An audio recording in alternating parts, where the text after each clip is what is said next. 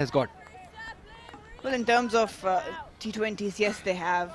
And I did mention it when I was out there in the pitch, doing the pitch report, that they will get some movement early on. And if they can manage to get one wicket or few dot balls, that can affect overall in terms of how T20 will pan out for them. But again, Muniba very vulnerable outside off stump. Oh, that's lofted. Nice pick-up shot. That is excellent. Bisma Maroof is in some touch in this game, and this shot showing it. Leading from the front, Bisma Maroof. She's been in great form in one-day internationals and now carrying that into the T20Is. You cannot ball her there. Anything on the pads. She's got good wrist, strong wrist, and have a look at that. Leaning into that shot, just helping it on its way for 4. Ireland again struggling to find the lines where they can just drag down Pakistan. Yeah, they've been really inconsistent with their line in length, these Ireland bat bowlers. Bisma Maroof capitalizing on it. Again, up. Oh, straight to the fielder. Bisma Maroof, as we were talking about that she was looking so good, she has hit one straight to the fielder. This is a big, big blow for Pakistan. The captain departs. We've jinxed it, haven't we? Bisma Maroof, she was looking really aggressive. Look at that, she was premeditated shot, I would say, trying to go aerial. Otherwise it was in her slot where she could have driven it along the ground. But that's a very big wicket for Ireland. Gone on 17, the skipper. Pakistan 2 down out of 25.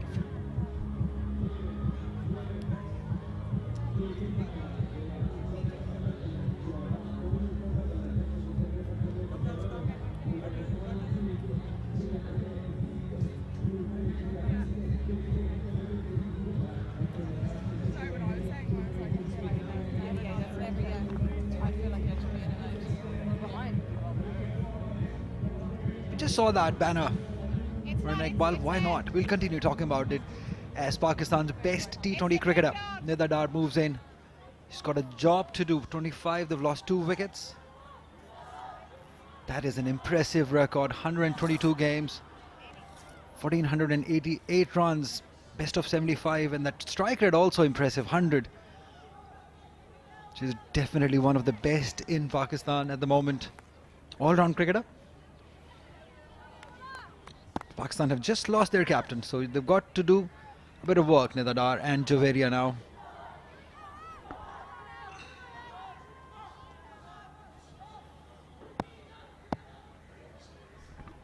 Mid-wicket in place for Nida Dar. Nice and solid, firm start. She needs to live up to the reputation she has. That's Bisma Maroof. Just trying to force that shot. It was in the zone to be driven along the ground. Wanted to go aerial, again hunting for runs.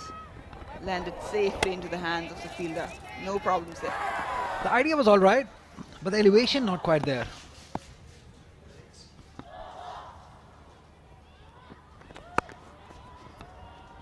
That's what she will do all day long. She'll just guide it towards the third area. Nida Dar, she's off the mark. Boom Boom Dar, definitely she's one of the biggest star in Pakistan cricket. No doubt about that. She has built a huge reputation at international cricket, bagging ICC Player of the Month. Has been giving performances every now and then, more consistent now. Javeria Khan still struggling to find her rhythm back into the game. She can be a very impactful player. Yeah, I cannot find the gap again. Javeria Khan is struggling definitely. She's taken 10 deliveries for her 3 runs. 5 gone, 26 for 2.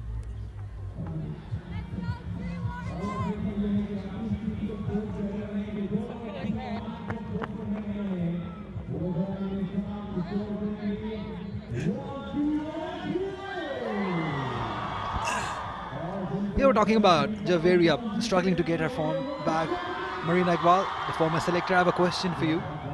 Sidra Amin, she's played superb in this ODI series. Scored so many runs with a good strike rate also. 104 is the strike rate of the series only. What do you think? Was this a good idea, replacing an in-form batter? place of somebody who's struggling? Well, definitely I would have gone for Sidra Amin, given the fact that she has scored most of the runs, was player of the series for the ODI internationals. But on a counter argument, I think probably the question for the management was her T20 approach. Yes, she's played with a decent strike rate, but again, it's more about aggression, it's more about setting the tone as openers in the power play. And Javeria is more suited. Well, the figures won't be reflecting that right now. But I think, yes, they could have given her the first match. Emma Richardson. The first change.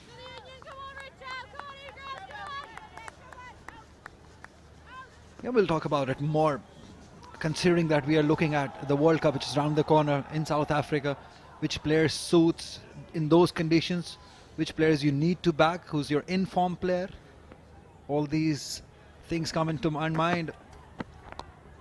When I saw Sidra Amin not there in the side, it was a really surprising for me, because somebody who's scoring so many runs, 300s in this year. Big decision that must have been.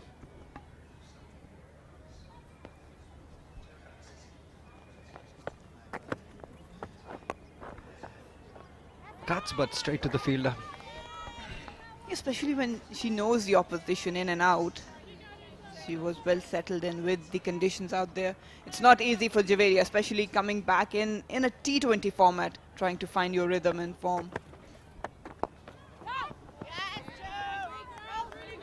But obviously they've got a lot of options, and as you mentioned, World Cup just around the corner. They have to try different combinations, just trying to find out which player they can rely more on, because power play nowadays has a huge say in how the result and the come out goes.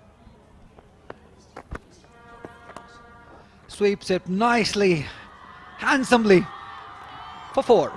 That's a good start by Nidadar. She can hit that shot all day round. Love to get in that position, anything, that line and length. She'll bring that bat down just like that. Look at that. The fielder had no chance at all. Literally slapped it, reaching for the ball. Good solid base. She loved it. We used to call her Sweepullah back in the day. That's an interesting name. I'm going to start calling her that from now on. Sweepullah. Well played.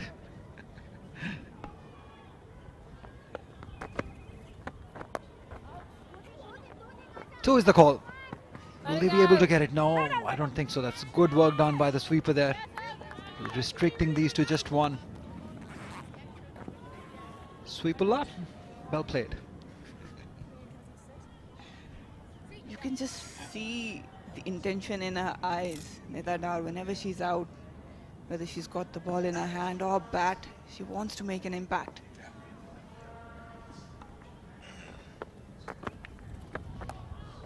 Trying something what Nidadar did, but not quite. That force is not behind that shot. Javeria trying different things. You can tell that she's not finding the rhythm. She's trying different things now. 6 overs gone, 32 for 2. It's the end of the power play 2.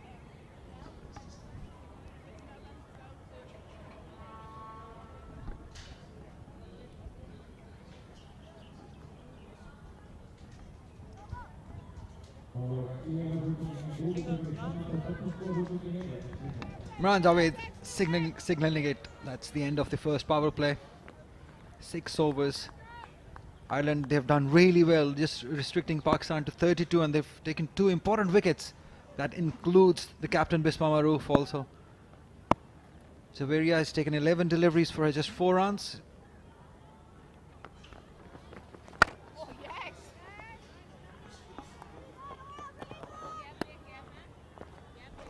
She's making a comeback, Javeria Khan. Marina, is it tough? As you just said, it's tougher in the T20Is. But normally, how does a player feels making a comeback?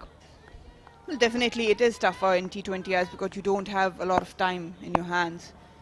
And especially Javeria, yes, as a player I would say you have to forget whatever you've done in the past. Forget about it. I'll just add on a little thing with it. That she last played in July 2021.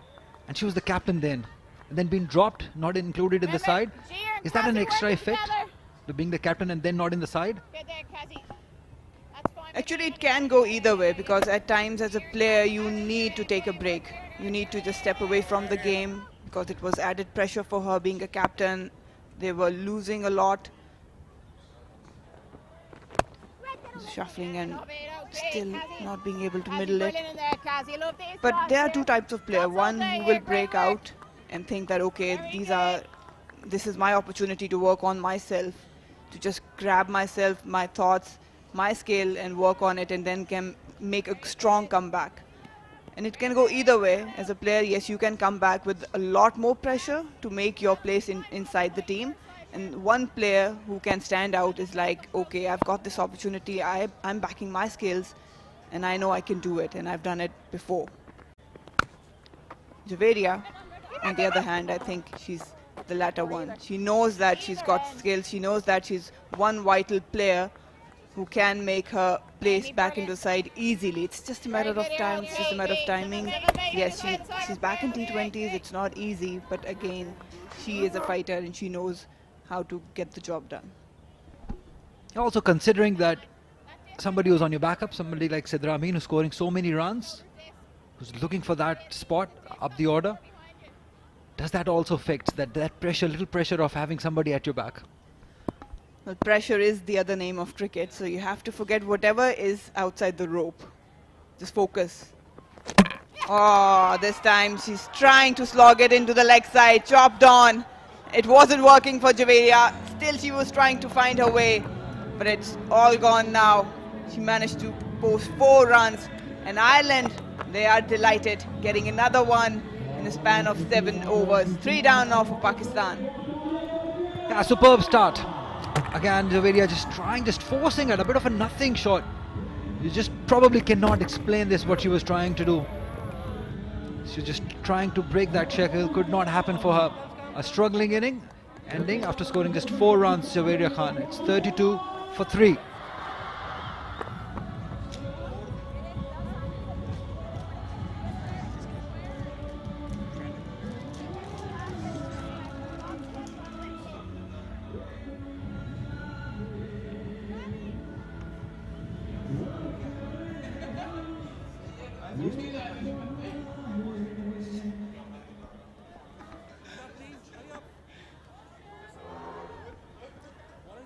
It's been a good match for Orla, but let's talk about Umaima Sohail first. 39 games, 382 runs.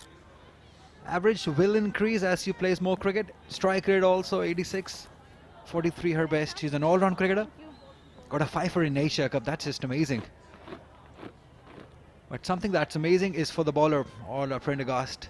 That's her best figures in T20I cricket, 3 for 10. That is what Ireland has been searching for in this series, that early start with the ball. Shot of a confidence to start. And this is a wicket maiden for Orla Prendergast as he finishes off her spell, just given away 10 runs and taken 3 important wickets. That is a fantastic bowling effort.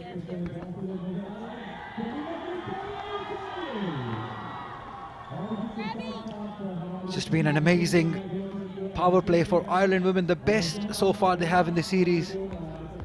Starting off with this big wicket of Muniba Ali early on, they kept things tight. Bisma did try a few things, played over the fielders. Not just one, but a couple of big strokes by her. The one that guided towards third was a very good shot. Orla Prendergast did try a few things, but Bisma Maroof was really scoring runs until this happened. She played one straight to the fielder. Nidadar started off with that strong sweep shot. That is a signature shot. Javeria's misery ended as she forced one towards mid-wicket and lost her wicket. It has been an excellent power play for Ireland.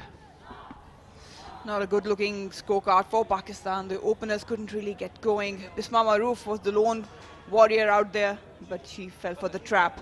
Nida and Umaima, they have to do some build-up now. What Ireland has done amazing in that power play, that they focused on those dot balls, 24 of it, which actually then resulted in these 3 big wickets. They have been on the top of their game. Now, if you talk about Ireland, I think it's their bowling that has been struggling in the series, and they've done that part well. Their batting has shown improvement in the last 3 ODIs that we witnessed. They were scoring runs, So Pakistan definitely will be feeling a bit of pressure here, as Umaima Sohail pulls this one towards deep square leg for just one. So Pakistan will have to do well from here on. Yeah, I was having a word with Laura, the Irish captain, and she said she had a lot of positives to pick up. That's Javeria. Again, the length wasn't there. She could have driven it towards the offside, just trying to force that shot. Again, that's her go-to shot, and that kind of reflects. She was struggling. This time swept now. And will beat the fielder. That's how good she is with the sweep shot. Sweep, Ola, as you say, it's because the way she hits it so forcefully, and the placement also has been spot on both occasions by Nida Dar. Have a look at that, just picking it right in front of her eyes and placing it beautifully between the two fielders. A good effort, but the force behind that shot taking it away from her. That is a beautiful start by Dar. She's got a job to do. She realizes that they need a big inning from here. She was rested for the last ODI. She's making a comeback here. I'm not sure about Richardson play of attack, because coming round the wicket to someone who sweeps really well, it's going to be a freebie for her. She's going to go after everything. Now maybe just trying to drift away.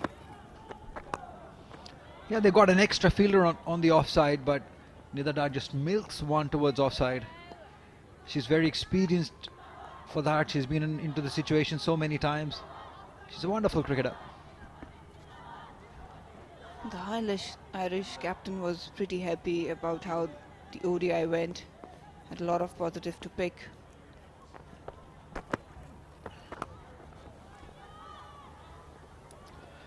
Nida Dar completes her 1500 runs. The single hit she took. Only third Pakistani to do that. And with the wickets that she's gotten in her career, it's just an amazing career that she had for Pakistan. Superb cricketer.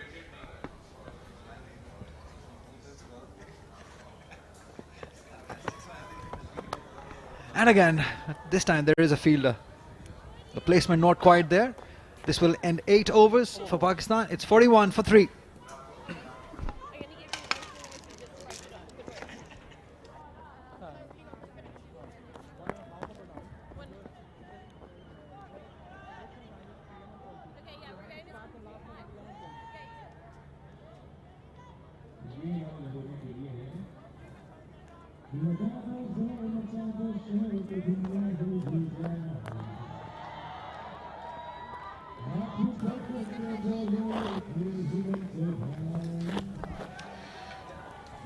Three bowlers in operation, and got 3 wickets for Ola Prendergast. She's been really good.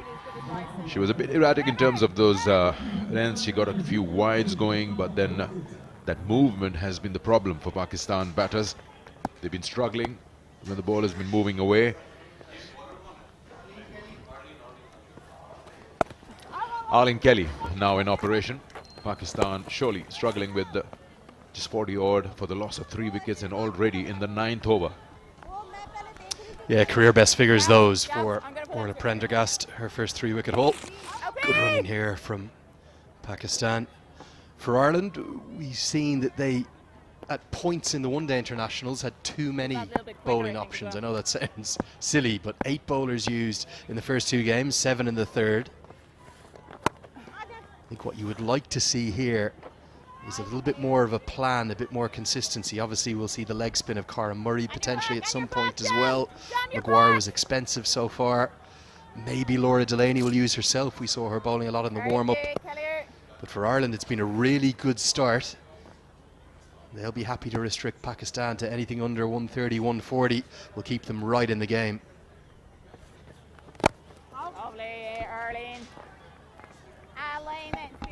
Pakistan has shown a bit of a struggle there.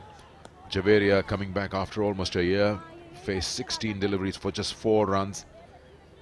And Bisma was just looking good, started getting a few boundaries. She hit 4 of them, scored 17 or 15.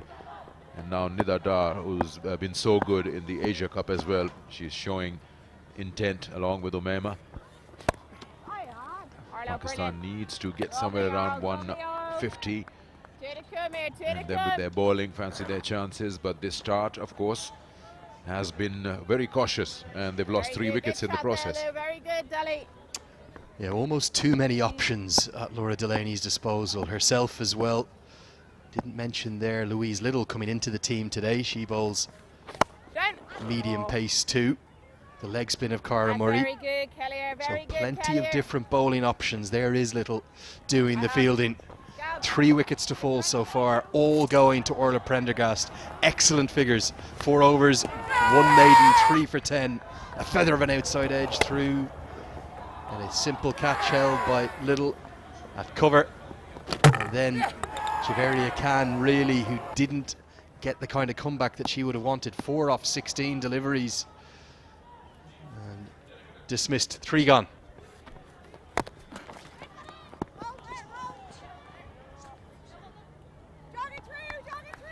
That's the end of the over. 9 gone, 45 for 3 Pakistan. Gabs, will you go? Or actually, will you pop into it on? Robbie, come round. Lulu, come round. Come round, Robbie. Lulu, come round.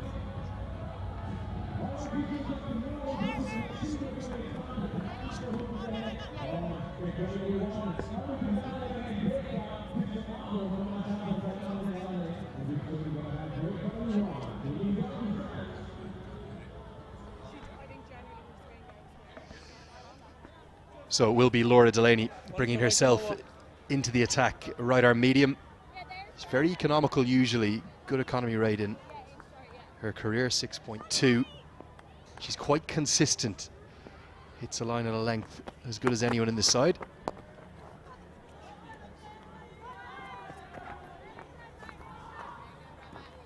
Very surprised, no Sidra Amin. I fail to understand why is she not playing in the 11, the kind of form she's in. Yes, it was a different format, but her bat is talking. Well, even from a mental perspective, I couldn't agree more with you, Sikander.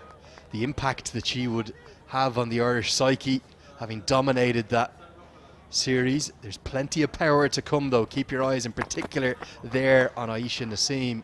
We're just seeing her getting ready. She might not be in next. It will depend upon the scenario. Maybe Aliyah Riaz at number 6. But if there's 4 or 5 overs to go, they'll be tempted to throw Naseem up the order. She hits a massive ball. Yeah, big unit. I saw her hitting that big shot at around mid-wicket in the Asia Cup in Sylhet, and that was a massive shot. So she's that power hitter that Pakistan will look for to press on that accelerator when they require and finish off well at the end of 20. Yeah, strike rate of 120 is already hit. 9 sixes in her 20 innings so far. Very much playing that finisher role for Pakistan. And they know they're up on the big screen, don't they?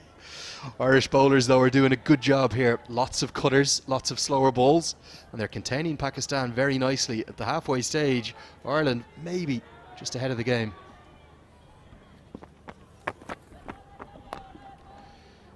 That's a good looking shot. That's a good looking shot. And she's bisected those 2 fielders behind the square on the offside. There wasn't much gap between the 2. But she's placed that to perfection. Well, the class of Nida Dar brings the 50 up inside the 10th over. Just that fraction of width. Beautifully placed. Look at this. Like a surgeon finding that gap. Those 2 fielders, both behind square and the offside, are very close together, but Nida Dar pierces the gap beautifully. She is a class act. Like I said during the ODI series, she is getting better and better with age. More runs here. Yeah, she's been named the ICC Player of the Month. You're talking about Ireland. I'm ahead of the game, and in this stage, it would be very interesting. I'd like to see them finish off well. They've got that upper hand at the moment. They've got advantage, Ireland. It'll be interesting to see if they can just tighten the screws and create that bottleneck. Upish, but it'll be safe. And they will settle with 1. End of the over. Halfway through, 10 overs gone. It's 54 for 3, and it's also going to be drinks.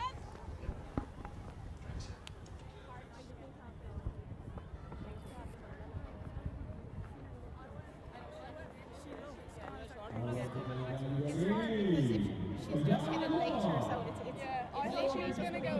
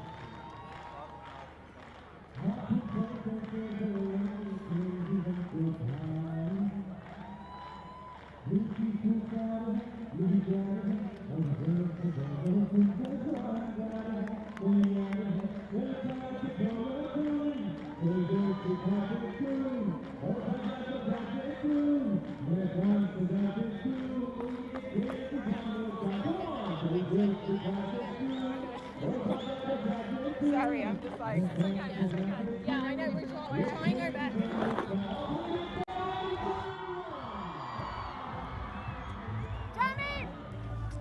There is the batting card for Pakistan so far.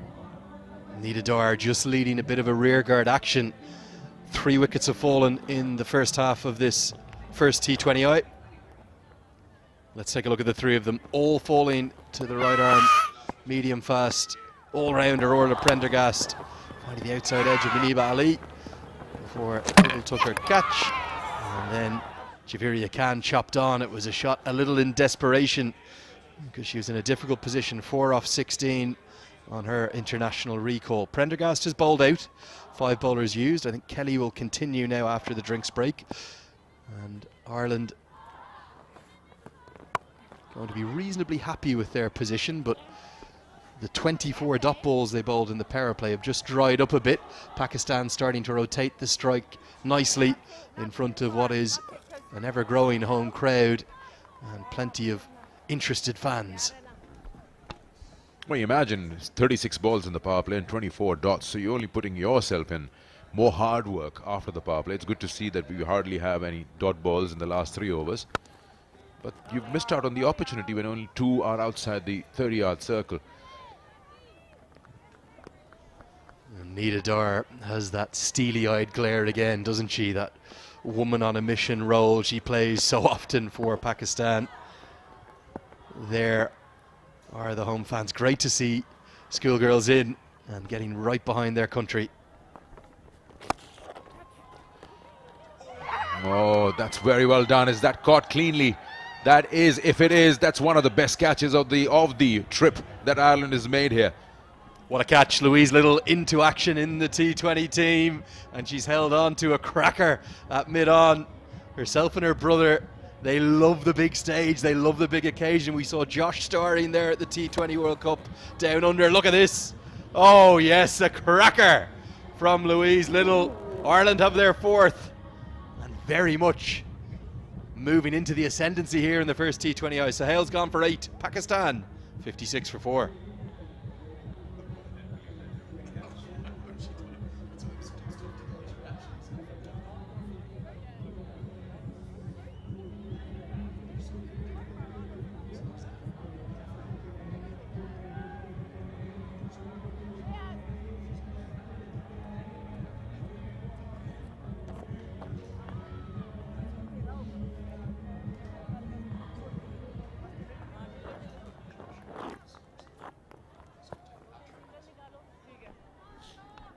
Ali Riaz, the right-handed bat, comes out with Pakistan 4 down for 56.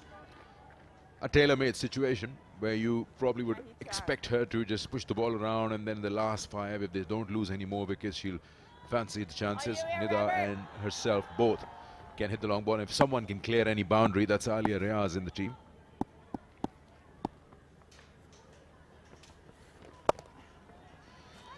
But the reactions, Andrew, that catch, I think the bowler didn't even believe that would be a catch. It's been made into a wicket. She created that. Have a look at the bowler and then the fielder, of course. Yeah, sensational catch, really good technique as well, keeping her eyes on the ball all the way through. And as you saw in the bottom right, Arlene Kelly couldn't quite believe it. There she is, little by name, but large in height. And there is something about that little family. They love the big occasion. From the Pembroke Cricket Club in South Dublin, very proud father Stephen Little will be watching on from back home. He was down in Australia for every ball of the men's campaign. And imagine that, your son playing at the men's T20 World Cup, your daughter now here in Lahore and starring into the side for the T20 games. That is indeed a proud moment. We'll come back to that as it's the last ball of the over. And 11 have been bowled. Pakistan are 57 for 4.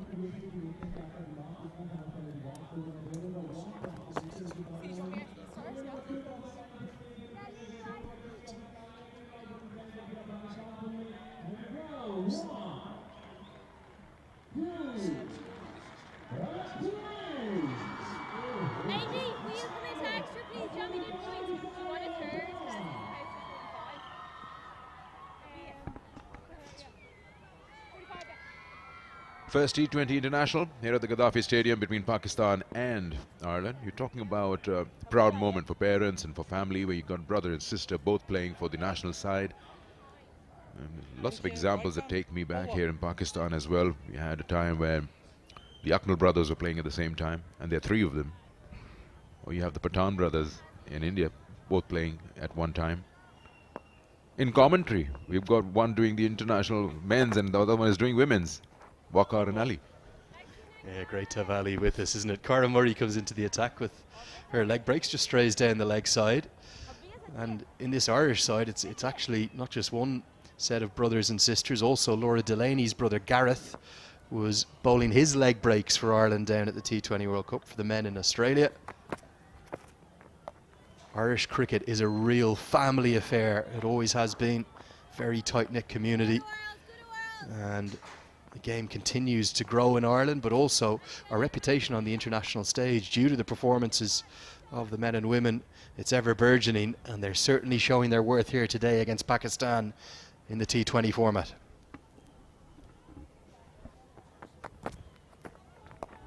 Actually think of how many can you think of brothers playing in the same team at the same time? The War brothers? Was it the Marshall brothers in New Zealand? Yeah, Hamish and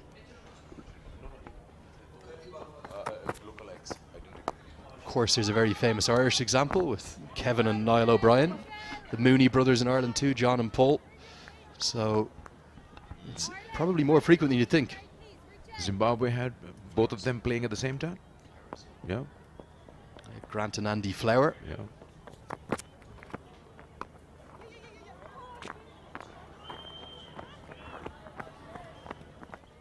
It's lovely to see. It's not just brothers, it's brothers and sisters, isn't it? And what we tend to see in Irish cricket is once you get one member of the family playing, the other member goes down to the club. And let's hope that we see lots of these young girls joining cricket clubs here in Pakistan, being inspired by the national team. It's a boundary, much needed boundary. They like it, yeah. We've probably got the future Nidadars in them somewhere. That's a lovely shot. She's taken the responsibility. We saw it from the Asia Cup, and now here that she understands her role very well, what is required of her, and she doesn't let the match situation bother her. A great execution of the sweep behind square on the leg side. Tries to repeat the dose, won't get it behind square this time, so just be a single to close out the 12th over. Nida Dar looking really good, 12 gone. Pakistan fighting back, 66 for 4.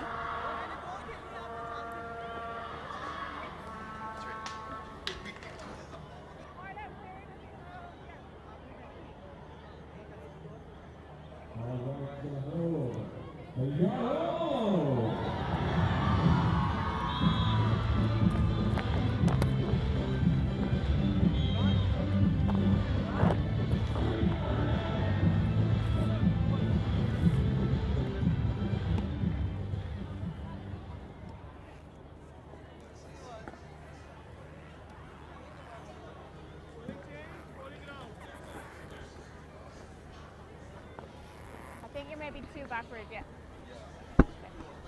3 wickets were falling. It's a good start for the island. We've been talking about it. Missed out, I would say, Nidadar. Nobody had idea where this is going. Marina? Probably she's trying to keep that ball further away from Nidadar because she can sweep really well. May not be a good idea. It's in the air, but that's away from the fielder. That's a good shot by Nidadar in the end, finding the gap perfectly for a perfect result. I think Ima needs to learn and change her tactics. This is not going to work, especially the angle is allowing Nida to free her arms. That's a strong zone, have a look at that. Strong base and just the hands doing the talking. A lot of bottom hand there. She needs to come round. Yeah, it's the middle orders that have bothered Ireland in the ODI series also. They get the start and then lose out in those middle overs, and it is happening again courtesy to this good batting by Nida Dar at the moment. She's on 33 alongside Alia Riaz, probably the 2 best T20 cricketers of Pakistan at the moment. Well, now for Alia, she loves cut shot. So this angle again from Imar is not going to help her a lot.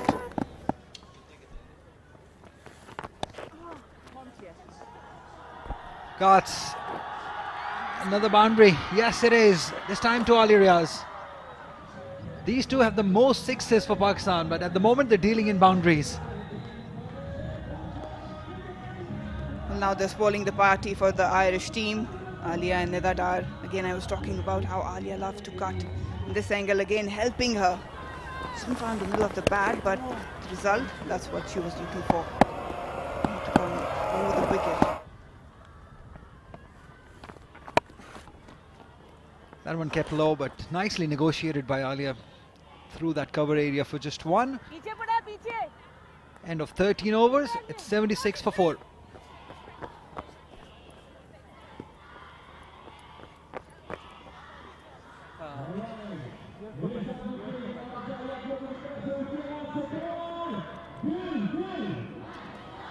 Does this makes you happy, Marina Iqbal? Watching these young girls head in the stadium, cheering Pakistani girls? Definitely a great sight.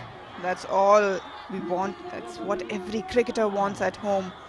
Their own nation backing them, especially the girls. Have a look at that, the school coming in.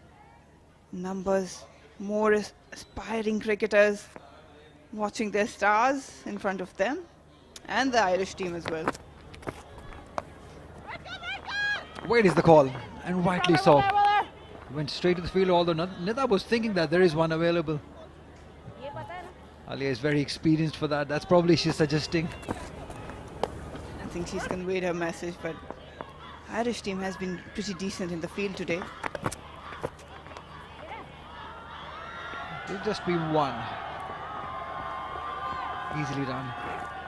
The pitch, Marina, you've been there at the pitch in the morning. The follow through also imperfect, the placement also, elevation, everything was right about this shot. Probably not the right length to be bowling to Nida Dar. When you have got mid-off up in the circle, you're always asking for trouble. Very sensible, she'll just milk it for 1. Wonderful batting, that is a top class effort by Nida Dar. She's into 40 now. That's what you bring to the party. You haven't seen her go that way.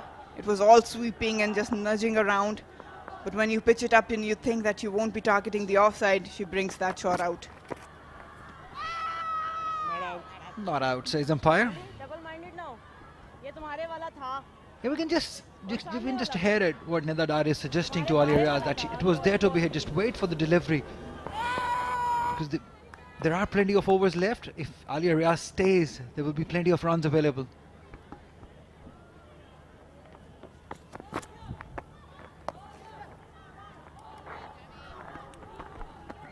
Definitely, if these two can just nudge around and every now and then can find a boundary, it's a very crucial partnership if they want to post a good total. 14 gone, Pakistan 85 for 4.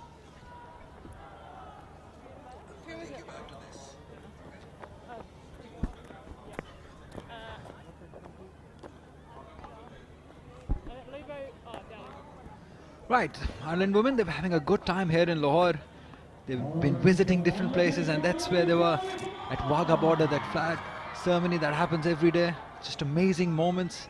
That's goosebump stuff there. Have you ever been there, Marina? Because they're having a great time there. Well, that's electrifying atmosphere there. And exactly the way you put it, goosebumps, literally takes you away from the present moment into the history, the patriotism. It's brilliant to be there. And I was having a word with Beth, the manager, and she said the girls loved being out there and they wanted to see more of the historic places in Lahore. And I'm glad Andrew was there too. A fellow commentator from Ireland. He visited that. He loved it. Oh, that was close. Had that direct throw been there. They've batted together, so they trust each other with the running between the wickets. At the moment she played, she called and Nida took off. But yes, things could have got a little bit interesting if there had been a direct hit. Let's see. Oh, touch and go, probably. That performance from Nida Dar in Asia Cup, that has done wonders for her. To her confidence, not just scoring runs, but in getting wickets also, important wickets. Being named the ICC Player of the Month. Just a phenomenal performer she is for Pakistan, especially in this format. Suits her. She has hit the most number of sixes for Pakistan, just 24 though. Living up to the reputation, Boom Boom Dar. She has evolved a lot, and now the best thing about her is she backs her abilities. She knows what she's made of. Have a look at those numbers. 56 not out. It's the highest just in 7 matches. And she has learned to become a sponge, to just absorb the pressure and not let the pressure get to her. So that's very important for any player, to back your abilities, to back your mindset and temperament, and know that yes, you can take your team beyond the line. Yeah, it's all about taking the responsibilities. I think she's done a good job rather, doing so, not with the bat but with the ball also we've been talking about. Right, Marina, I'm going to take you back to 25th May 209. Does that rings a bell? Something that happened? Meanwhile, she cuts one beautifully. Nida Dar can do no wrong, as this one is being sliced towards that point boundary for 4. Runs are leaking. Ireland is definitely struggling to keep these two quiet. Nida Dar moves on to 44. Look at that, that's easy pickings. Outside off him, a lot of room. All she needed to do was just find the middle of the bat. Perfection with the placement. Outstanding, Delhi, outstanding. Just eased it for 1. She moves to 45. After 15, it's 91 for 4. Same. Do you want multi in 45? Yeah. Yeah. No, half over down, half over. Okay.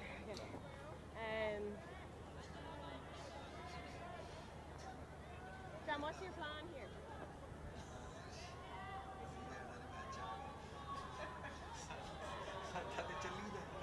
One inch right, come over.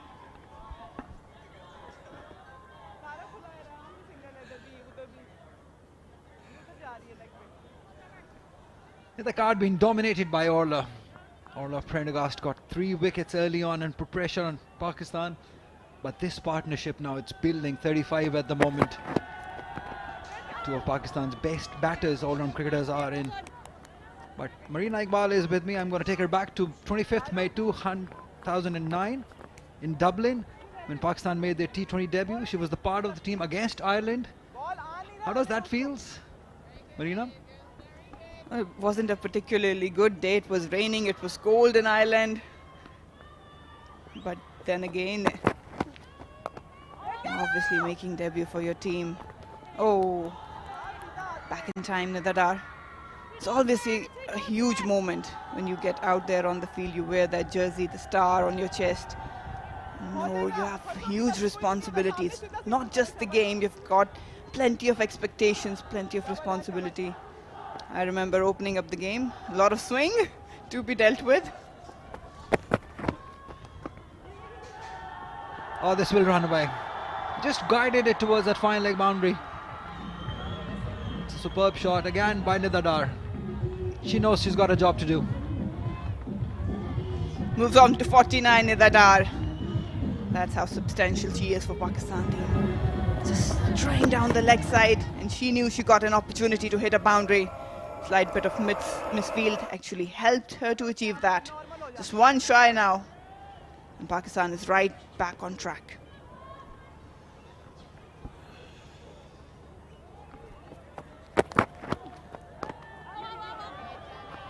Yeah, she goes to 50.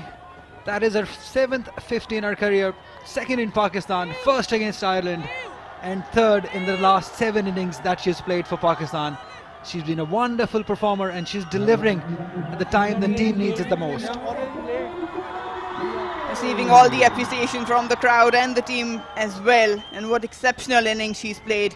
Under pressure, her team needed her. She came in with all the positive intent, and execution was spot on. Just 36 deliveries, another 50 to her feather. The job is still not done.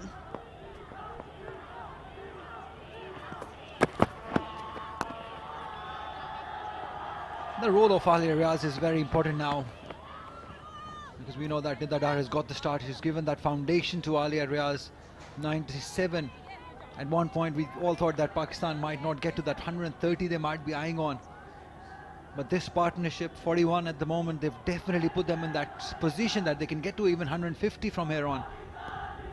The struggle continues with the ball. It's going down, definitely.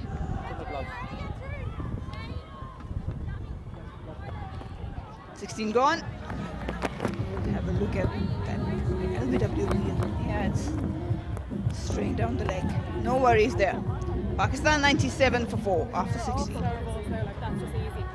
I know, but I don't mind if she hit there. If she's got a plan, that's the only thing. Stuff, Johnny.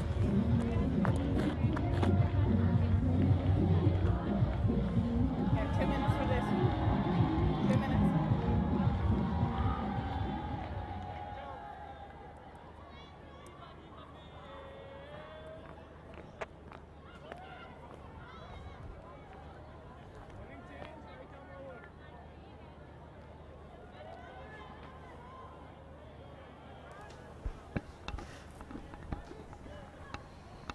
.97 for 4 with 4 overs to go, and what a performance from Nida Dar, 50.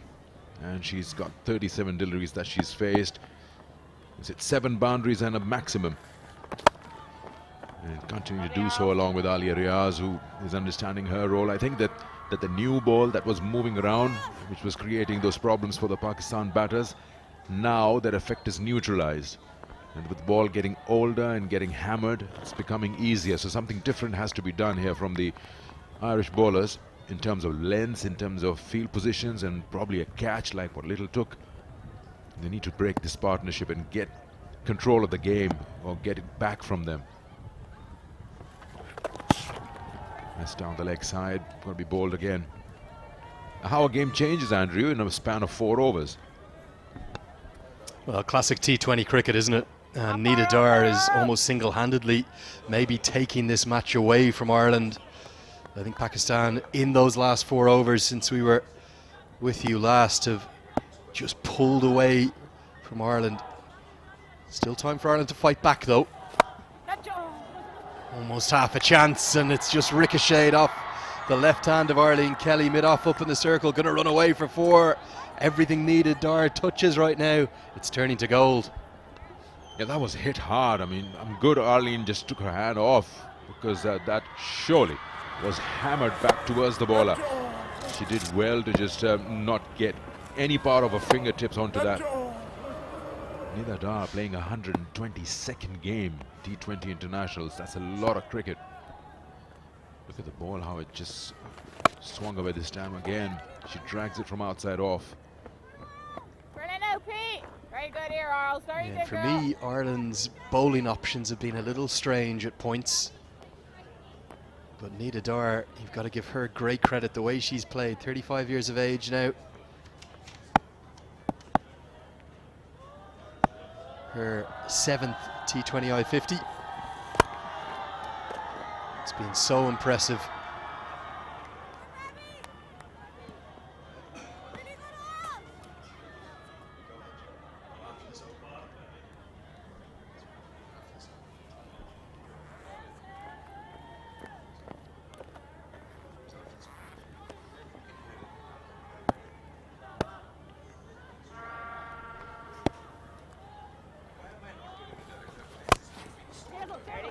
You can see the tactic from Kelly. She's trying to get it full into the block hole. Ireland just trying to get out of their bowling innings now. What they'll want to do is bowl as few deliveries of the remaining 3 overs to Nida Dar as possible. Riaz has played a good cameo and the partnership has been very strong, but really it's been Dar that's been doing the damage with the boundary hitting.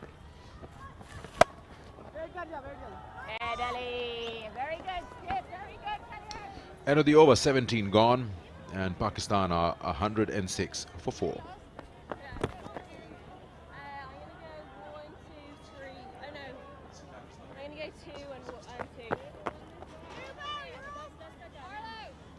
So Nida Dar at her brilliant best at the age of 35. Let's take a look at the best of this innings today. Partnership's now worth 50, but it's really been all about one batter, and that's the woman on screen. Nida Dar strong on the sweep, and she's strong all around the ground really. Cut shot here from Delaney, sweep behind square off Murray, slog sweep off Emer Richardson, and wait till you see this shot of the tournament we've had so far here, of all 4 games, straight down the ground for 6. She's hit the ball all the way around the ground, completely flawless, and a lovely celebration thanking the skies.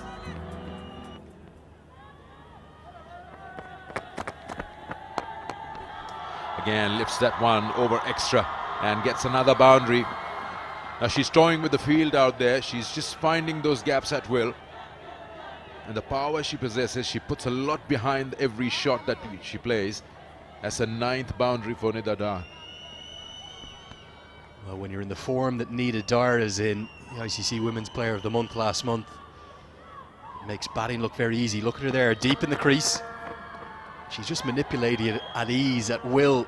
Inside out over extra cover, ramps this one around the corner. Only a single, couldn't get it past the fielder. It's a simple game, isn't it, Sikander? Hit the ball where the fielders aren't. Remember, in the Asia Cup, she was devastated. Lots was expected out of her. She just couldn't take the side home. Though I think she was not out in that game. Missed the final by a whisker. Yeah, the barest of margins, just 1 run. They lost to Sri Lanka. Big upset in the semi-final. Pakistan had already beaten them in the group stages. And Nida Dar, as you said, was devastated. She was sensational all tournament. In fact, the only reason I think she wasn't named as the player of the tournament, Deepti Sharma from India won that, was because Pakistan didn't get through to the final.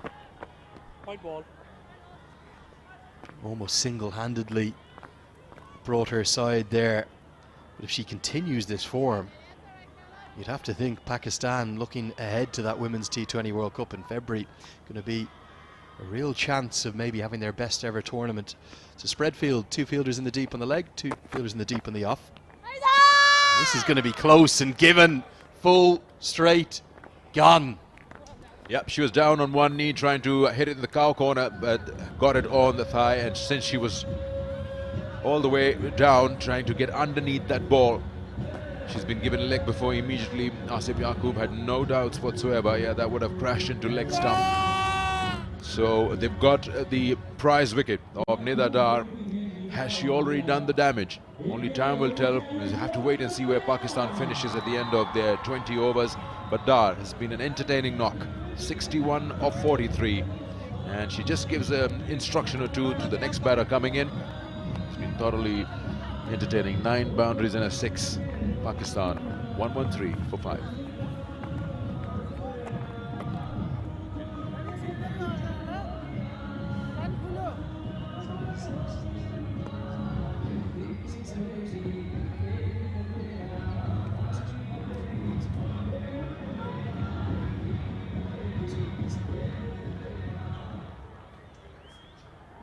Aisha Naseem, the perfect time for her to come and have an impact on the game. Remarkable stroke player, but it's raw power that she primarily relies upon. It's a very big ball, as big as anyone that I've seen in the women's game. Only 14 deliveries left for her to work with. Should be a wide? No, it's probably brushed some part of the trouser. That's very strange, because Aisha is a bit surprised. He says that, I don't know, I thought it didn't touch any part of the batter.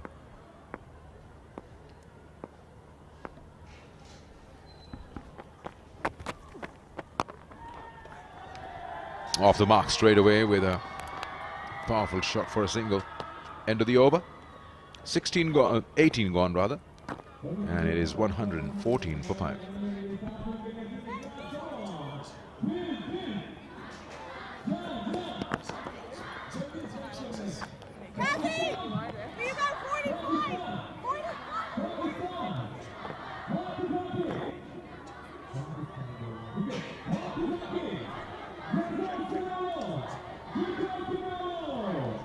Big wicket for Laura Delaney to get rid of Nita Dara at a critical point, and definitely a good decision. I think that's probably going to hit middle and leg stump.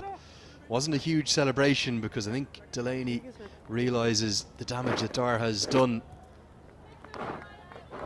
Definitely has helped take the game away from Ireland.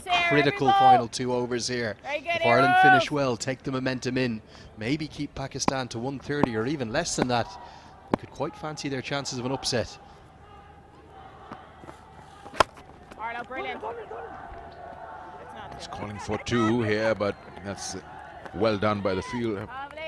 Covered good ground and quick release.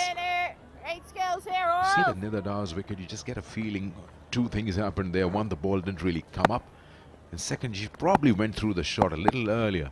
The ball didn't actually arrive. There was no pace given by Laura.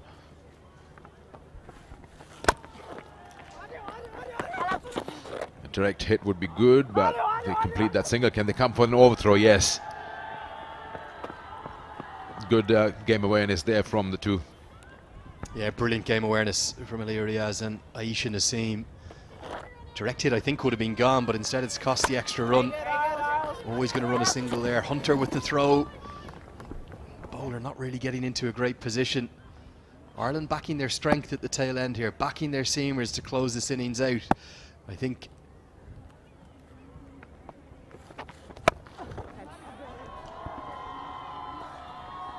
just a single this time down to long on. I think the issue for Ireland has been their spinners have been so expensive.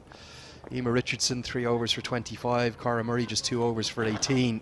It'll be a completely different scenario you'd think in the second innings with Pakistan spinners, which is their real strength, so they're having to go back to their seamers to close the innings out.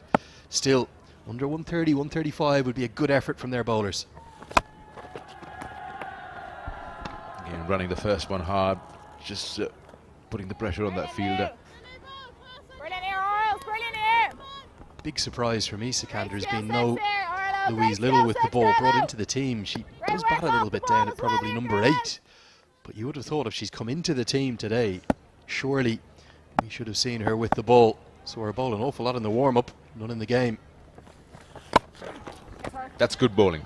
Arlene Kelly, she's just bowling those Yorker lengths. She's not allowing Aliyah Riaz to get underneath that ball. So there's a margin of error is very, very slim out there. You miss your length and you'll be put away. You're spot on. It's been an excellent over. That is the perfect Yorker. All Riaz can do is squeeze it out and pick up a single. One more ball to go. Can she get out of her spell? Kelly. Does well. Does really well. Just a single of the last ball. So this is important. Over 19th gone. 120 for 5.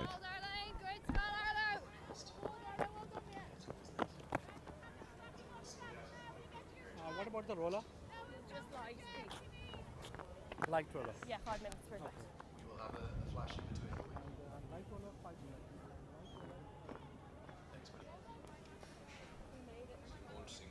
Yeah. Great figures from Arlene Kelly. 1 for 23 from her 4 overs. Probably the pick of the bowlers after Orla Prendergast, and the captain is going to take the responsibility herself. This is such an important over, a massive 6 balls in the context of this first T20I. That's a big shot. Has she cleared it? I think she has, yes. Well, when Aisha hits one, it stays hit. And you can see it clearly. For a moment, Long On thought she was in play, but then she could just watch it sail over her. Yeah, I don't think this will have been in the initial plans to have Delaney bowl the 20th and final over on this power that Aisha Naseem possesses. She just hits 6s for fun, doesn't she? Shimmy down the track, clears Long On, 6 to start the final over. Yeah, didn't get hold of it, but she'll try to come back onto strike. No, that's just a single. I think a heavy sigh of relief from Delaney. The shape of that shot, we thought it was going to be 6-6. No timing on this occasion. Here's another look at the 6 again. That was right out of the screws.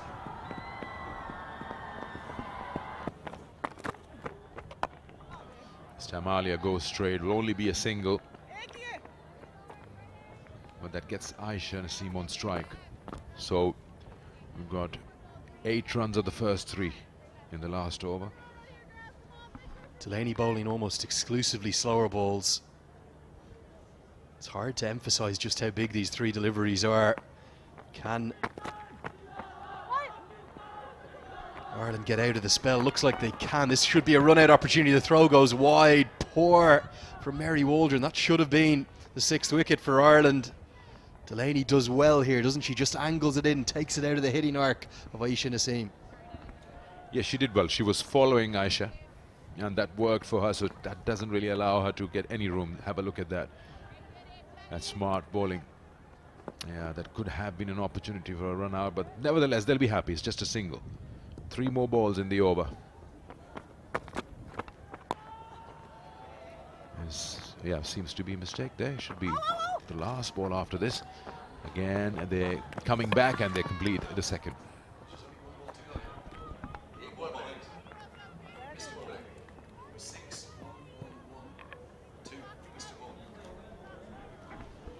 It should be the last ball of the innings.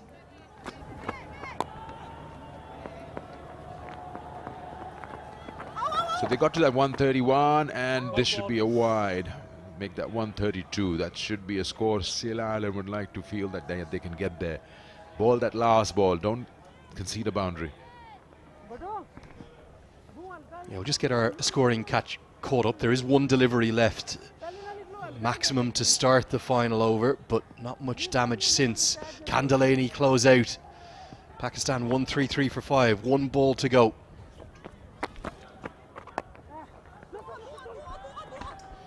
They're pushing hard to get that second, and why not? It's the last ball. Take your chances on the throw, and they complete the second one. So Pakistan have managed to put 135 for 5 in their 20 overs, with Nidadar leading the way with 60 of 43. And they'll be happy from where they started off. Very slow in the power play. They'll feel that they are in that zone where they can defend with their bowling. Feels very much like it's honours evens. It really does at the halfway stage of what's been a highly entertaining first T20 international. An opening burst from Orla Prendergast put Ireland right on top and well ahead of the game, you'd have to say. But then what an innings from Nida Dar. Continues her red hot form. 61 she made. Hit 10 boundaries. The rest of the team only combined for 6 between them. So it feels a little bit like Nida Dar against Ireland rather than Pakistan against Ireland. An outstanding innings. And 135 for 5 Pakistan are going to end with. And I think that Ireland might just fancy their chances. Not going to be easy, particularly against that spin attack of Pakistan, but very much game on here in Lahore. Yeah, they kept that stranglehold for the first 10 overs, Ireland. It was only Nida Dar and Ali Riaz's partnership of 50 that just took the game's momentum into Pakistan's favour. Eventually Pakistan would be happy from where they started off with 135 for 5, and it's a score that I'd say Ireland would probably feel that, yeah, they have an opportunity. Orla Prendergast, 3 for 10. Sensational career best figures for the Pembroke all-rounder. We'll see her with the bat as well. She'll bat at number 3, remember. And wickets too for Arlene Kelly, who I think was excellent, and Laura Delaney, who took that responsibility as the captain. The last 10 overs though, they went for 81 runs, and that's given Pakistan a real chance in this game. Let's take a look at the best of this innings. It was an entertaining affair, wasn't it? And Ireland, who in the first 2 one-day internationals in particular were hammered around the ground with the new ball, they struck, and they struck early. Orla Prendergast picked up 3 wickets, a couple of boundaries for Bisma Maharouf, who played very nicely. 17 she made off 15 deliveries, hit the ball nicely around the ground, but shortly afterwards he just chipped one up to Louise Little, who came into the team today. Problems for Ireland continued with their spinners, but Prendergast closed out an excellent spell. Both Emer Richardson and Cara Murray very expensive today, both going at 8 or 9 and over. But Arlene Kelly bowled beautifully. This was a good catch, wasn't it? Louise Little grabbed a stunner, and then Murray was swept away. And really, the second half, it was all about Nida Dar. Yeah, this was a time when Pakistan started to take control of the game with that partnership between Nida Dar and Alia Riaz. And that 50 partnership between them that gave Pakistan that hope. And the runs on the board that they look for, brilliant 50 with 8 boundaries and a 6. And this was one of the massive hits, not in terms of scores on the board, but in terms of power. And this is the dismissal of Nida Dar. And then came, of course, Aisha Naseem. She's known to hit the ball big, and she managed to get 1-6. Eventually, Pakistan putting up a score of 135. So 136 is the target. And let's head down to Mehek and find out who she's got with her. With me, the star performer of today's match so far, the leading wicket taker from the Irish women's cricket team, Orla Prendergast. Orla, fantastic bowling spell today out there. You know, it's your career best stat ever, so congratulations on that. You just conceded 10 runs, took 3 wickets in the format that you guys are more accustomed to, which is T20s. How do you feel putting your team in the driving seat in this match so far? Yeah, definitely. Very happy. I think 135 is probably at par on this pitch, so hopefully we'll go out there and back it up with the bat now.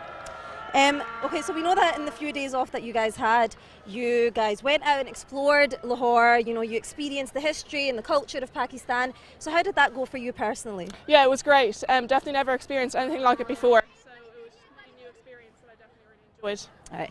Well, lastly, you guys have limited Pakistan to a pretty tight target.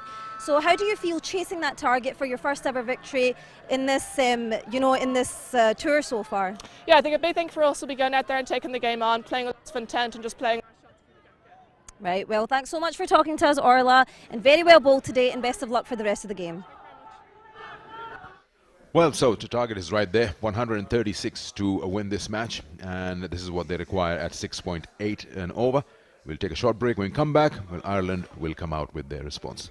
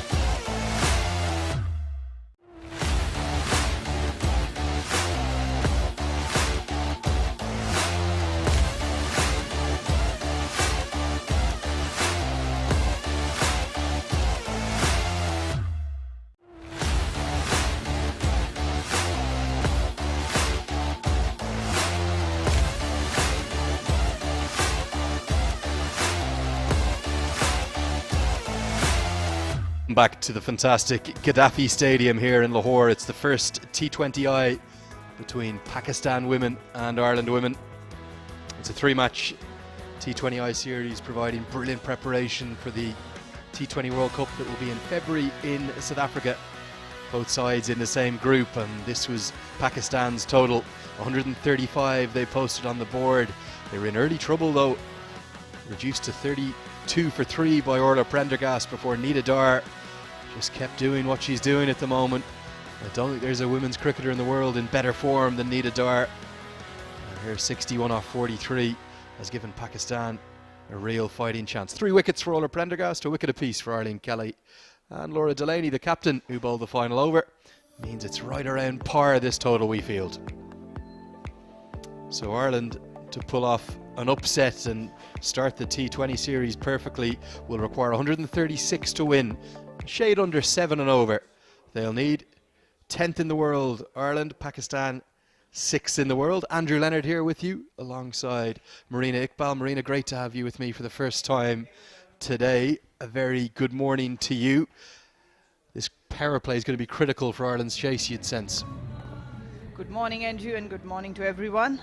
And it's always a pleasure to share the mic with you, Andrew.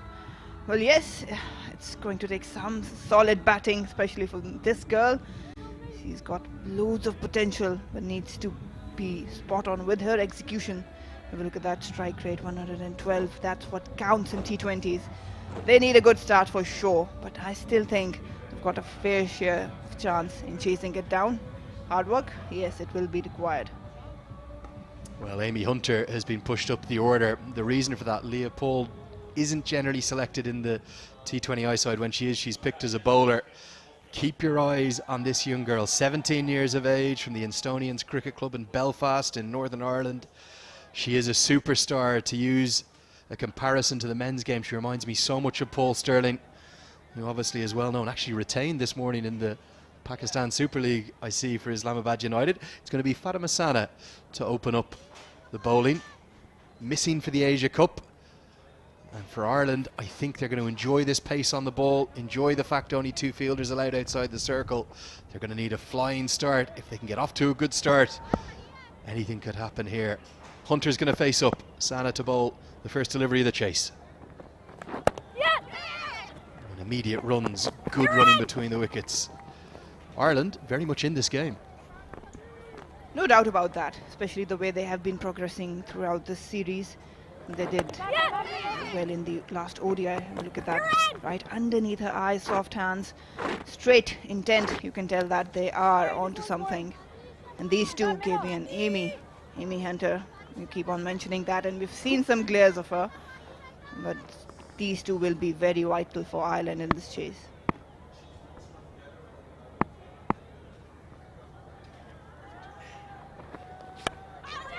Slashed away, a little bit of fortune to it, but it's going to run away for 4. Immediately a change in the intent from Lewis at the top of the order. We saw in the ODI she was so pensive, so defensive. Changing to the shorter format, she's going to throw her hands at everything. 4 to get things going. Well, you know what they say, if you want to go after, go hard, and that's exactly what Lewis has done. The length was there, the room was there, not in control, but results, that's what's going to count.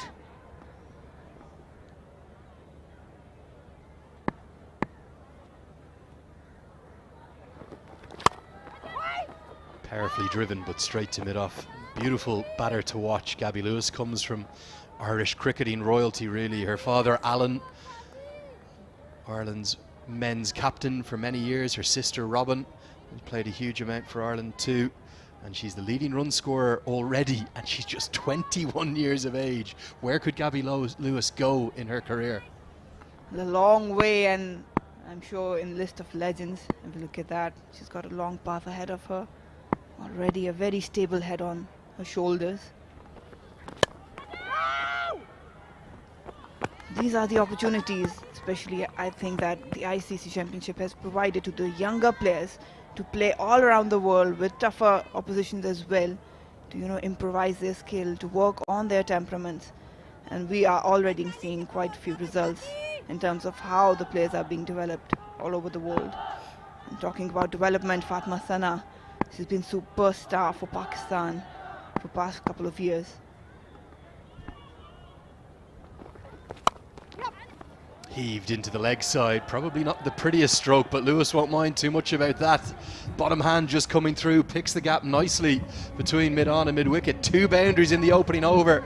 I thought Ireland needed a flyer in the power play on the first over, going exactly to plan. There's the statement. The Irish openers are not going to hold back.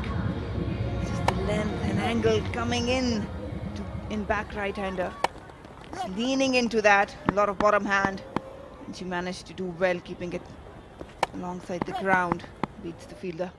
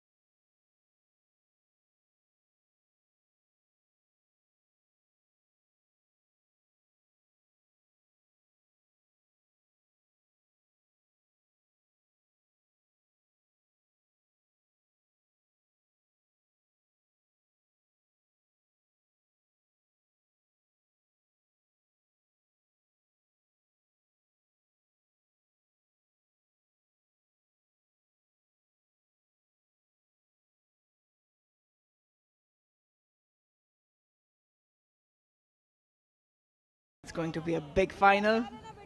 We play in the same colours as well, don't we? We're always supporting green, backing green. Sharing the same sentiment. Nedar now with the new ball. Yeah, the leading wicket taker for Pakistan in T20I is the only bowler to get above the 100 landmark. She's going to open the bowling. And mix up. Oh, this could be a chance at the non-strikers. And Lewis needs to get back. Direct hit. Would have been out. Confusion in the middle. That's the last thing Ireland want. Very quick to leave the blocks. Lewis, have a look at that. She was halfway through. Left stranded. This is an interesting choice, isn't it, from Pakistan after 9 runs coming from the opening over. I think they're saying we need our most experienced bowler here. Lewis essentially ran the full single herself, but I think a direct hit would have been gone.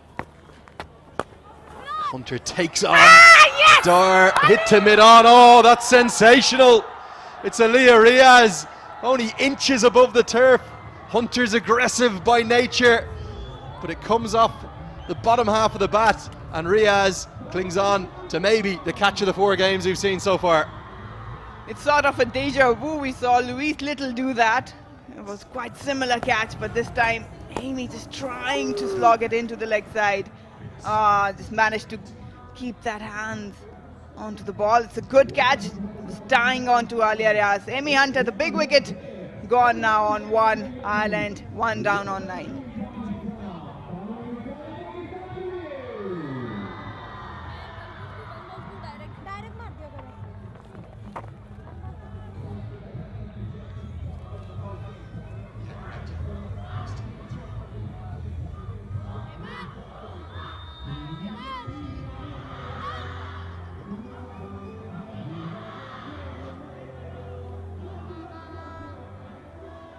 Orla Prendergast at 3. She's already had a huge impact with the ball, bowling her 4 overs unchanged, opening the bowling.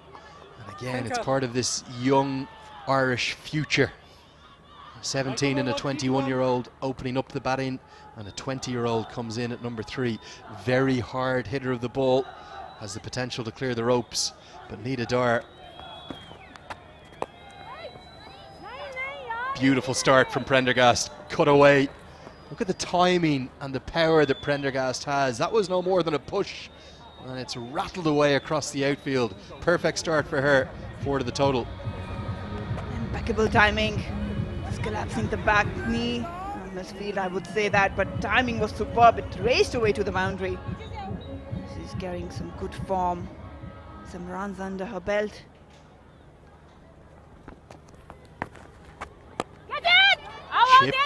Chipped just wide of mid-on, out towards one of the two fielders outside the circle. Nida Dar's impact on this match, unbelievable really. That's what she does. This is the wicket, trying to go over mid-on. Couldn't really get through. Well, you have to be very careful against her. She can mix things up. She's got that delivery who straightens up.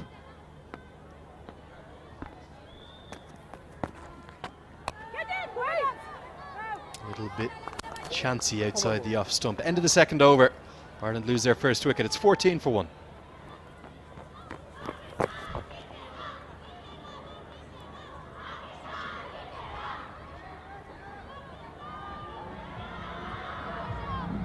The ICC Women's Player of the Month for October is on your screen there, and that's the reason why. 145 runs, including that quite brilliant innings of 56 not out against India in Pakistan's famous win there in Sylhet, and 8 wickets at an economy of just 5.4 to go with it.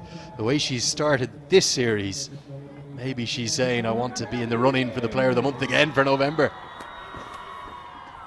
Oh yeah, no doubt. She's that sort of a character who loves to make an impact. Even Anwar now bring into the attack. She's not that fast, but got some swing to work with. Talking about Nida, I remember the university days when me and Nida used to open. We both were genuine in-swing bowlers. Now she's turned to spin.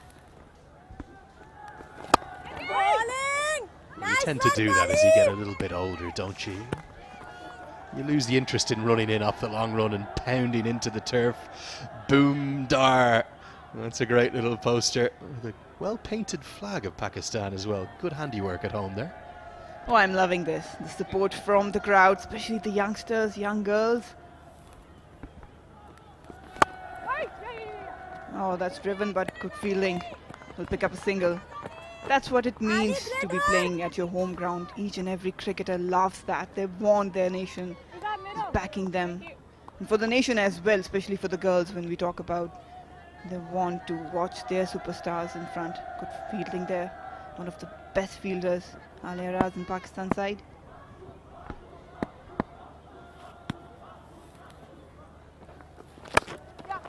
Powerfully driven, but there's protection out there. It will just be a single. I think a huge amount's going to rest upon how Ireland capitalise when the pace is on the ball. I think they'll prefer that. They've tended to struggle against the spinners throughout the ODI series. So overs like this in the power play from Anwar will be ones that I think Lewis and Prendergast will look for aggressive options against, look for boundaries. It's a split field, deep mid-wicket and deep cover, the two allowed outside the circle at the moment. It's a wide outside the off stump, so it means that not just fine leg and third in the circle, but also mid-off and mid-on. And Prendergast and Lewis both have the ability to go over the top if they get the correct delivery to hit. The thing with Ayman Anwar is that she's never shy to bowl slow ones, off-cutters with the newer ball as well. She loves to take the pace away. She's going to pitch things up.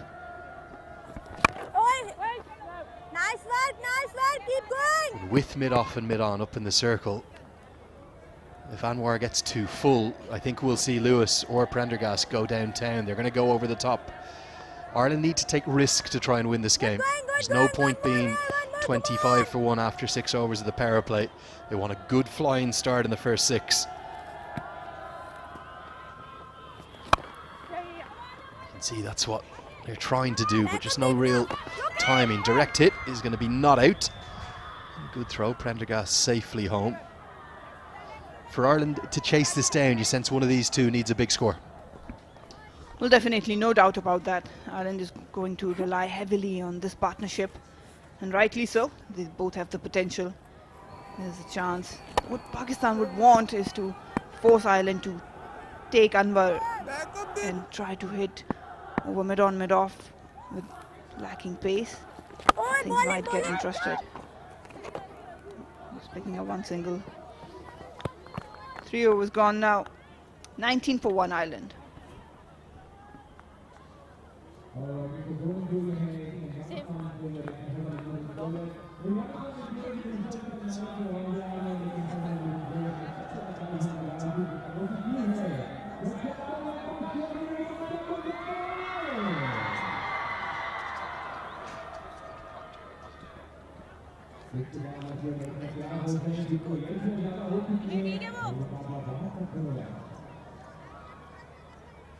Nida Dar will continue with her off breaks. 3 more overs remain for Ireland to capitalise upon the power play.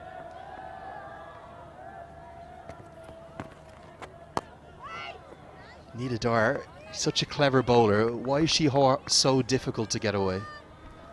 It's all the experience and skills she has. She reads the game really well. She understands what the conditions are out there, and she does her homework against the opposition.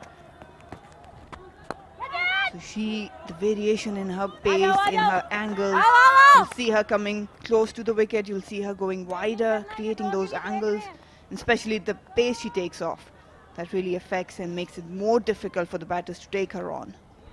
She also looks to me like she watches the batter very closely before her release point, and she then adjusts to that batter as to where they're looking to go, so it's very hard to get her away.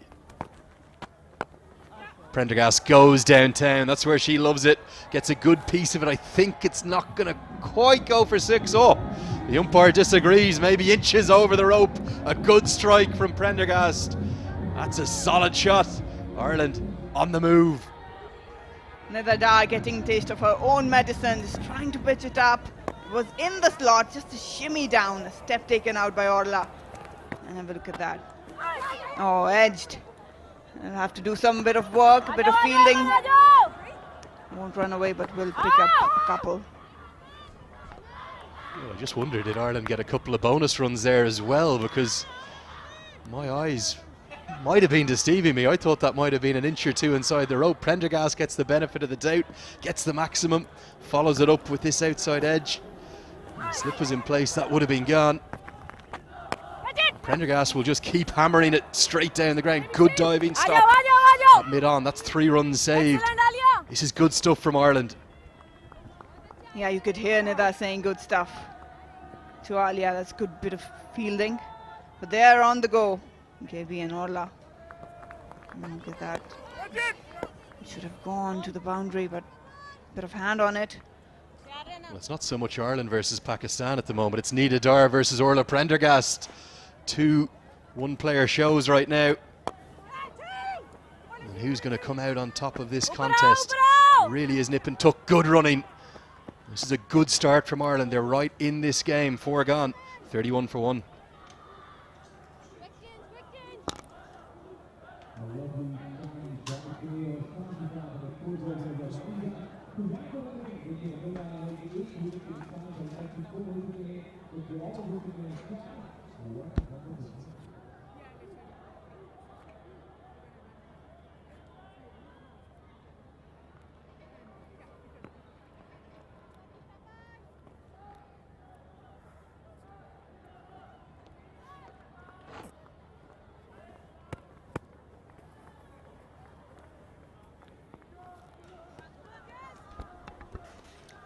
.31 for 1 after 4.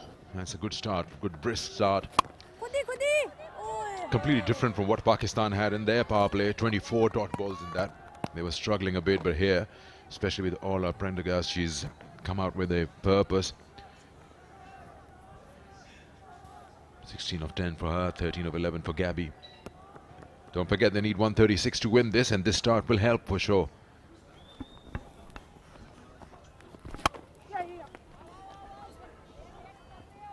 Yeah, this is probably the best chance Ireland has in this series to win this one. They require 104 more runs of 94 deliveries. And after this start, one would think that they might chase down the score because the required run rate is 6.64.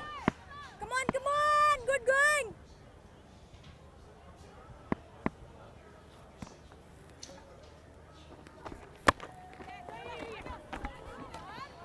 going. Runs here, that's misfield. That's going to cost Pakistan. A few surprises there. We were just discussing earlier. Sidra Amin is not playing. She's in form, but somehow I'm told that she's not really considered for that shortest format. There's no Sidra Nawaz. The keeper changes. Javeria comes after over a year's gap. She struggled with the new ball earlier on. She faced 16 deliveries for 4 runs. More runs here. They can come back for the second. That's a big boundary there on that side. Allows you to run the second one on the throw. Yeah, another name that I can think of is Iram Javed. She's not included in the side. That was a surprise to me also. This one is just lofted. That's been, the intention has been positive from Irish batters. The way they're playing, the way they're going about it, this chase. So yes, Iram Javed is another name that surprises me, not included. Inside edge. The thing right now, what the problem Pakistan's facing is even those miss hits are going for singles, so there are hardly any dot balls. And that's a good thing. Even in this over, the first one was a dot, and then they've been scoring singles and twos. They're keeping the scoreboard moving along. That is why they have this current run rate of 7.45, where the required is around 6.5.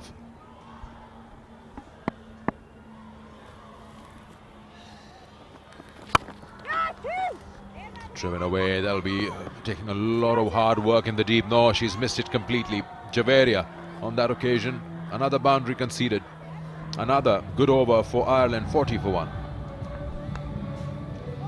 The struggle continues for Javeria. She struggled with the bat and now in fielding also. Not been up to the mark. 5 gone, 40 for 1 Ireland.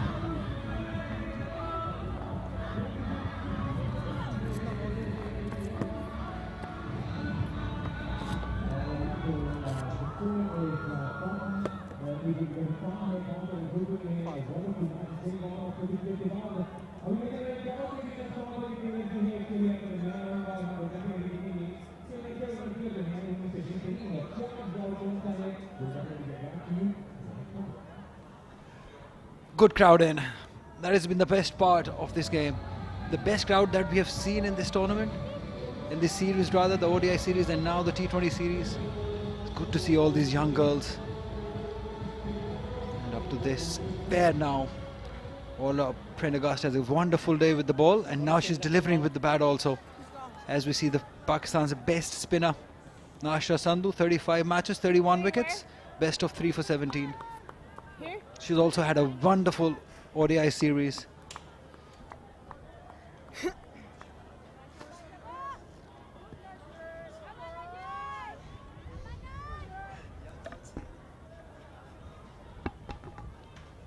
Nashra Sandhu now into the attack.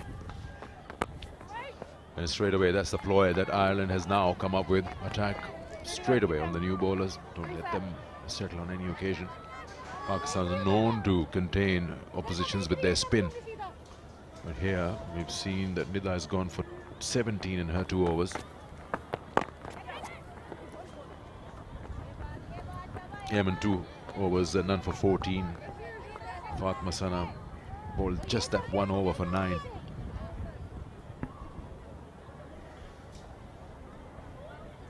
Yeah, they know it. They're in with a chance. If they can chase down this 136 runs, not a big total. They just got to be sensible enough.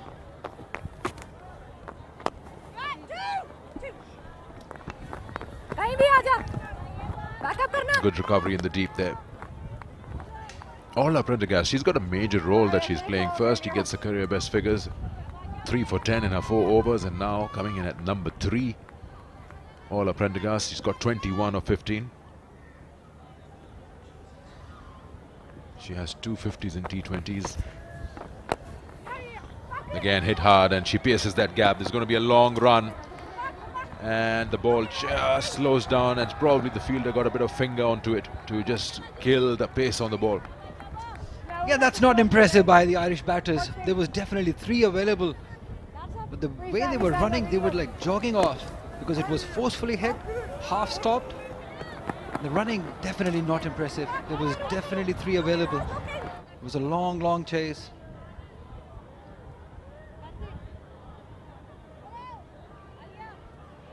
Pakistan need to break this partnership. It's building 35 at the moment.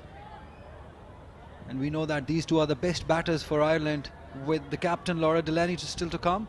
Arlene Kelly also can play. That's a good shot. He's gone through the gap, a boundary. Attacking Nashra Sandhu in her first over. Already got 8 of the first 5 deliveries. The pace at which the Irish batters are going, 8.23, is just slipping away. Pakistan is in pressure. They need to break this partnership, which is now 39 of 26. Yeah, pressure definitely on Pakistan at the moment. And they have already beaten them in the power play score. Pakistan scored 35. They're already 48 at the moment.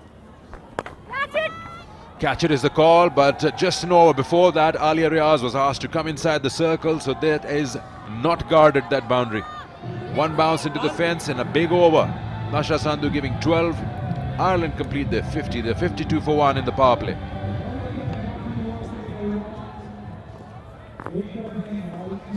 That is fantastic batting by Orla. Very impressive. Not scared at all to go over the fielder's head. End of the first power play, Imran Javed signalling it. What a wonderful way to end that power play. Straight down the head, and they've completed their 50 runs inside that 6 overs. And that's where the difference is. Pakistan scored just 35 runs, 32 rather. 24 dots in those 6 overs. I think that's a concern, that's a worry for Pakistan. Yeah, Pakistan after the power play were 32 for 2 with 24 dots. Ireland way ahead, 52 for 1. They only have 12 dots in that.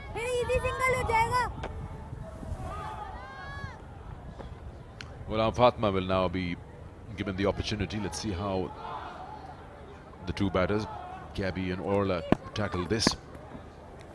Need a wicket.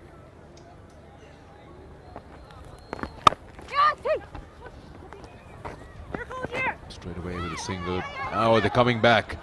That is a bit sloppy. Should have covered good ground. There were never 2 there. Now the change in field. Javeria has been asked to come in the circle. She's definitely struggling.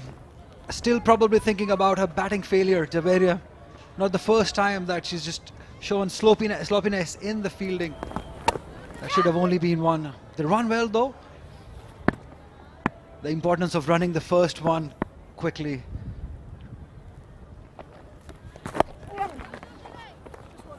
There's another comparison here when we look at the two teams' scoring rates. And Pakistan got their 15, almost 10 overs, 58 balls. That's 2 less than a 10 over mark. Whereas Ireland got it in the power play. Yeah, the required rate is just 5.93. And what we have seen from Ireland batting is that they should be able to do it. Because they've shown promise, they've shown improvement as far as the batting is concerned. Good shot again. They find the gaps and come back for 2. Slight hesitation from Orla, but completed it easily. The intent again. They're looking to go after the bowlers. We know that Ghulam Fatma has flied the ball. There's every possibility that they will go after her. Yeah, they're running between the wicket again. Very impressive. Running the first one hard. That's the key. That's what they tell you. It's in the air. That's an opportunity, but they're a little late to move. It might land between the 3. And it does. 2 more to the total. Yeah, the luck also favouring Irish batters at the moment. It was in the air for a long, long time. And there were 3 fielders under it, Nidadar being one of them. But how perfect is it? Just landing between the 3 fielders is just amazing.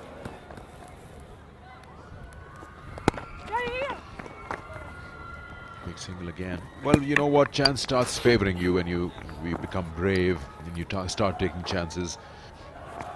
So they're not shying away from trying those big hits. The pressure is on the fielders.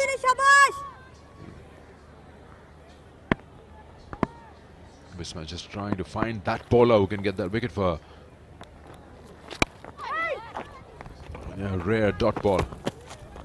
Again, another very good over this. 8 came off it, 60 for 1.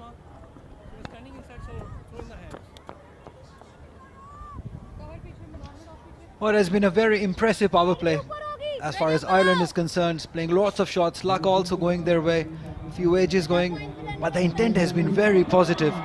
They've looked to score runs. Nidadar always into wickets. This one also an excellent catch to get the first wicket. but the shots kept coming. That has been the beauty of this partnership now, which is building and getting threatening for Pakistani bowlers. They played some quality shots through the cover area. They've dealt with spinners with some authority, done a good job. They've not been scared going over the head of the fielders.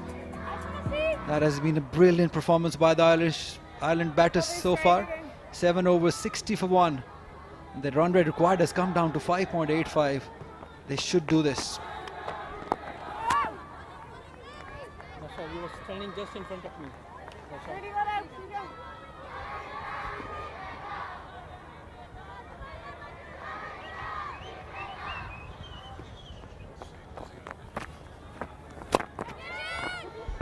Chips that one in the air. Didn't quite control that shot. But Alia is right down to the rope, so there's no danger for the batter.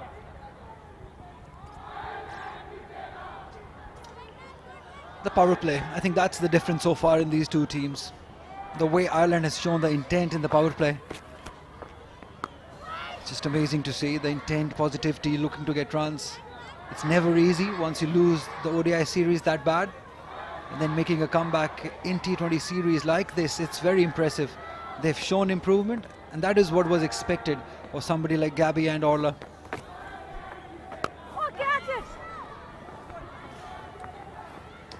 It will take a titanic effort for Pakistan to come back into the game, because now with 9 wickets in hand, they need 74 of 74. And any side looking at this equation would say, no, there's no way we can lose the game. Once again, I said 9 wickets in hand. But they like to finish it a little ahead of time. They don't want to put pressure on themselves. Inside edge gets them to come back 4-2. The ball is following Javeria, definitely. She's having a tough day. It's getting tougher. Didn't have a good day with the bat, and now fielding also. It's one of those days. It happens to best of us. When the ball starts following you wherever you go, whichever fielding position you are standing at, it will follow you. Now one kept low. She's asking for a stumping, as she's been given. Oh, wow. Javed didn't take time. I think that surprised everyone. So that's a blessing in disguise from somewhere. Pakistan grabbed that wicket, and they've got the wicket of Gabby, is it? Or is it Orla? Orla Prendergast has been stumped.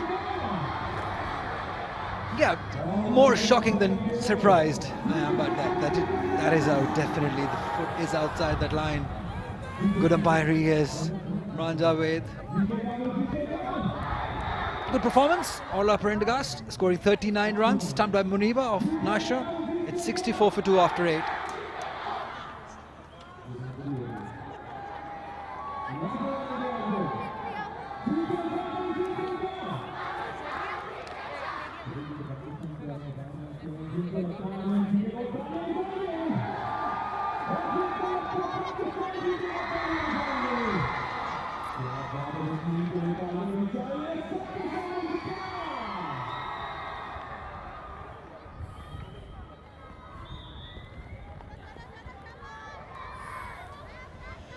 Well, a big moment in the game. You sense Orla Prendergast was making it look so easy. Such an innocuous dismissal. It's actually very similar to the way Amy Hunter was stumped in the ODI series. I don't think the batter even knew their back foot was out. It's brought Laura Delaney to the crease, the Irish skipper. She's in at number 4. Isn't known as a big hitter, more of an accumulator. Probably see Emma Richardson in next at number 5, who plays the spinners very well, and then Rebecca Stokel maybe in to finish things off. That's what Ireland will be thinking. Gabby Lewis very much playing the anchor role right now. Ireland have done the hard part potentially. They've got it down to a run of ball. Can they finish it off, Marina? Yeah, that's a big question. It will all come down to Lewis. Laura obviously will provide some sort of anchoring role now, but the roles are now being shifted. Orla was the one who was taking on the bowlers, but now Gabby, she has to keep on going. Yeah, and for Ireland, they're going to know that they have a huge opportunity here. It's a run of ball needed. It's 71 off 70 now after that dot. Great crowd in today. It's a Saturday, plenty of action. And this game feels to me like it's going to go all the way. A couple of dots to start with to Delaney. That's what happens when a wicket falls. You'll always tend to get the reward of a few dots. That's how she went. Orla, she was playing a tremendous innings. Muniba, she was far away but managed to just in time take the bails off. It has been a seesaw of an inning so far. Momentum shifting towards Ireland and then back towards Pakistan with these 2 wickets falling down. But for the Irish team, and they are a little bit ahead of the required run rate. They need to keep it that way if they want to chase. Yeah, they're also miles ahead of where Pakistan were at this stage. Pakistan at the end of the 9th over 45 for 3. Ireland comfortably clear, but then Nidadar tilted the balance in the second half of that first innings. I still think from this position, 70 to win off 67, 8 wickets in hand, Gabby Lewis well set. Ireland should chase this, but it's always difficult upsetting higher ranked opposition away from home. One thing is certain though, Ireland getting better and better throughout this tour. You've got a real chance of sensing a first victory on Pakistani soil. 9 gone, 67 for 2.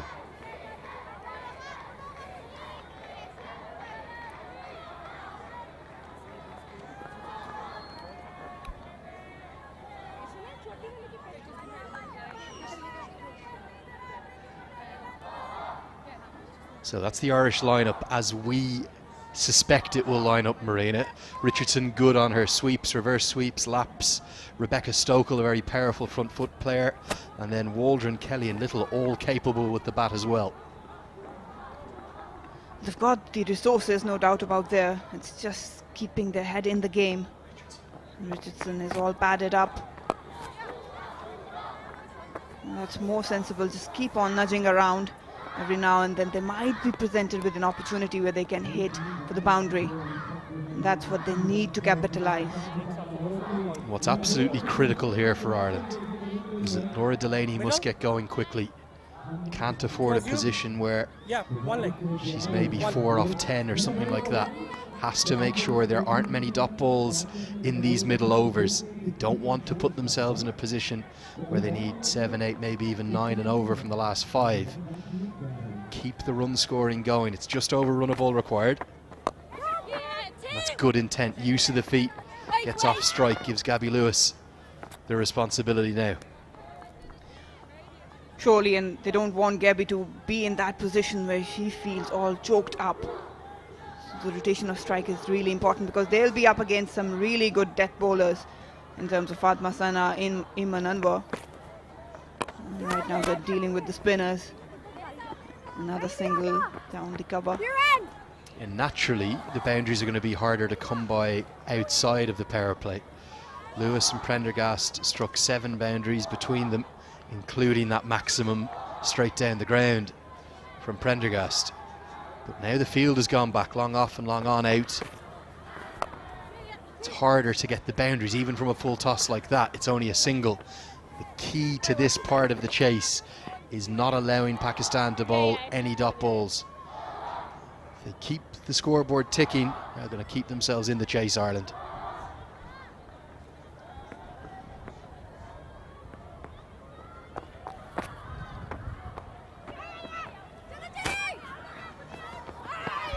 Gone, and Gabby Lewis has sadly probably hung her skipper out to dry a little bit here. I think they've run on the strength of the shot as much as anything.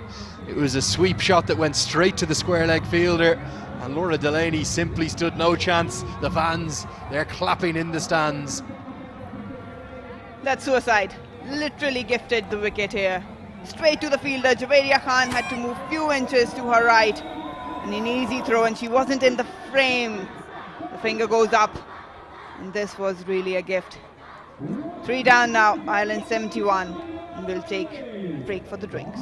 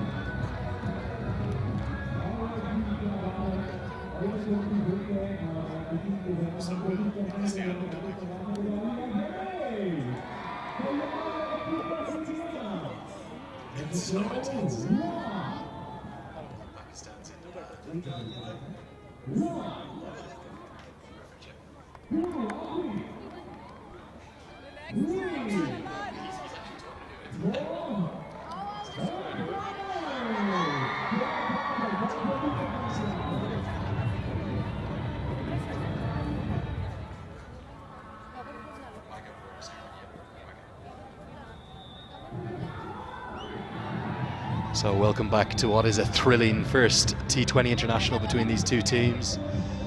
Historic tour this one, isn't it? And look at this, I was lucky enough somehow to be invited along as part of the team here for the Wagga Borda ceremony.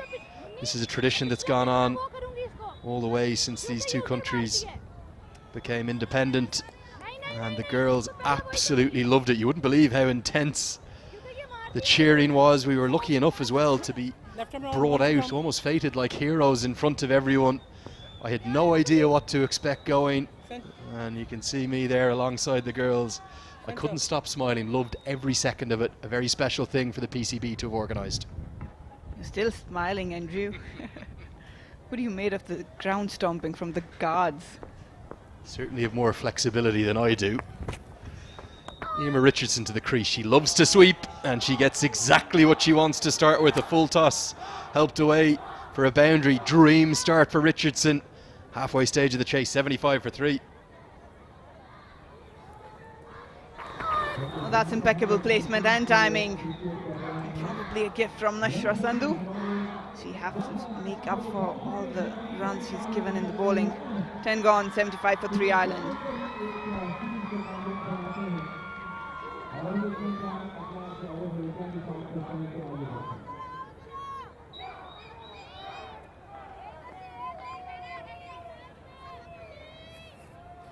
.75 for 3 at the halfway stage of the chase. Ireland 21 runs ahead of where Pakistan were at this stage.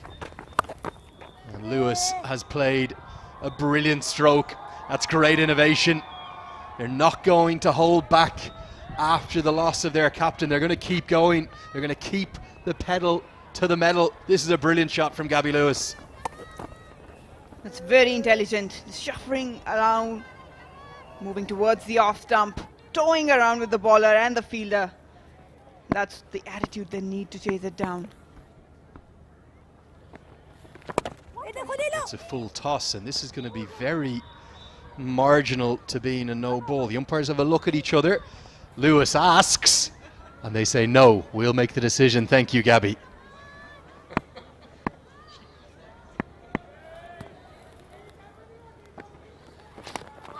Edged away. Going to be more runs here. Lewis should be able to get back for a couple. Good fitness shown. One of the big differences between the women's game and the men's game as Kavanagh claps on. Firstly, there's a 25-yard circle instead of a 30-yard. And secondly, in a women's T20I as opposed to a men's T20I, only 4 fielders allowed in the deep as opposed to 5. So there's always one gap, isn't there? And that's what Lewis has targeted here. And we saw Richardson targeting the brilliant over. Ireland's innovation with the bat is very impressive. That's exactly where the opposition captain and bowlers need to be planning where the field and lines they want to bowl. Got 2 on the leg side protecting and 2 on the off side. And they're sending back deep square leg. Mid-on comes into place. So the margin of error is so little, especially in T20 and women's game. And bowler just straying anywhere might get punished, and that's what the skipper, Bisma Maroof, needs to keep things tight.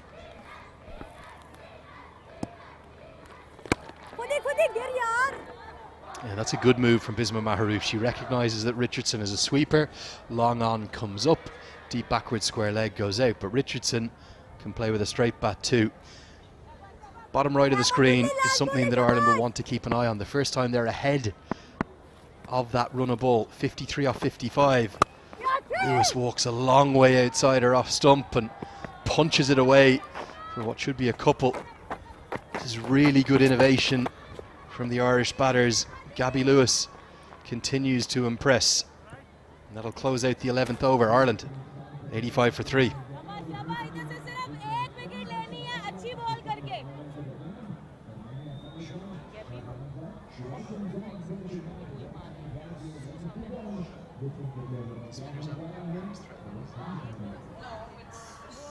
Morning change, right arm over.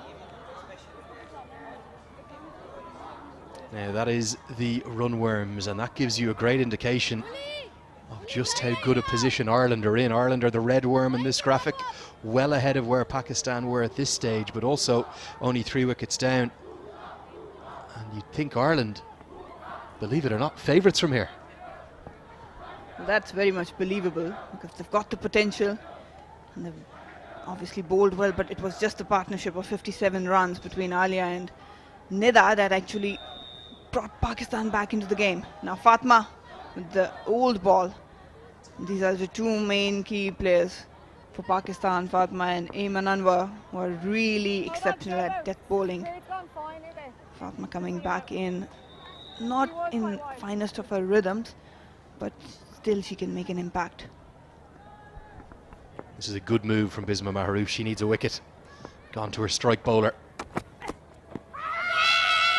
Good running from Gabby Lewis. That's great awareness.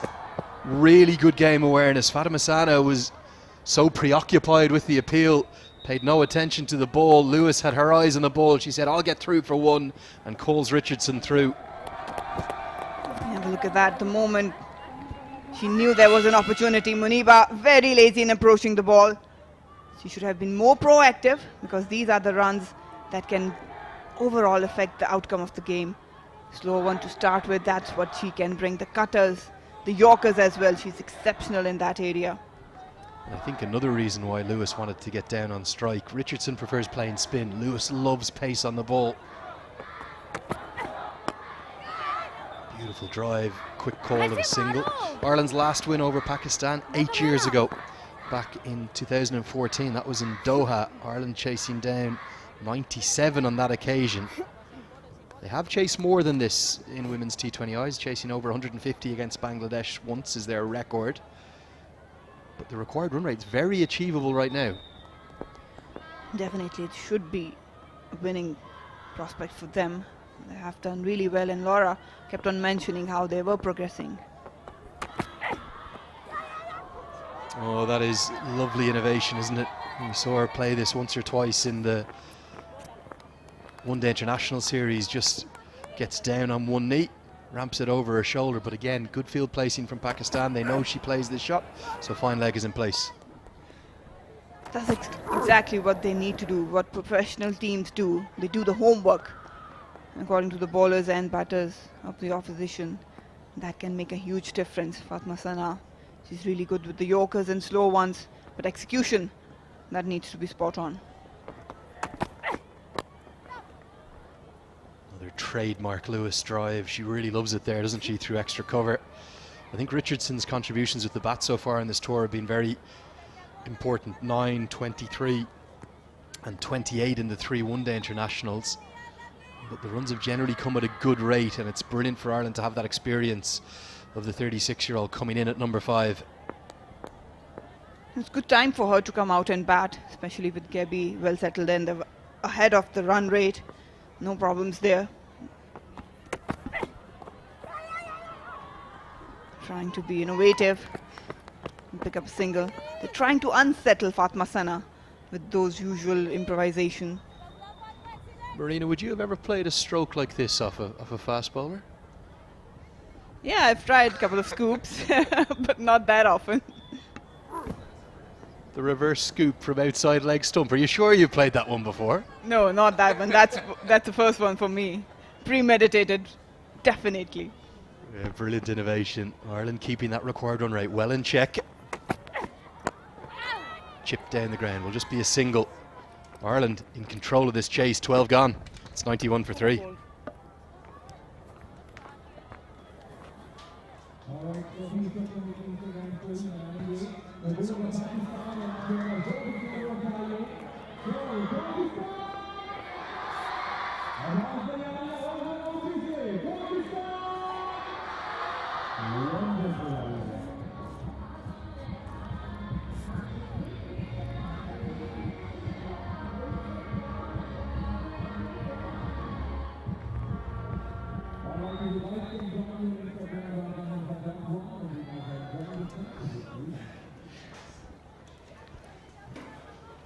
Just out for a ride on a Saturday afternoon, just flying through a few groceries or something.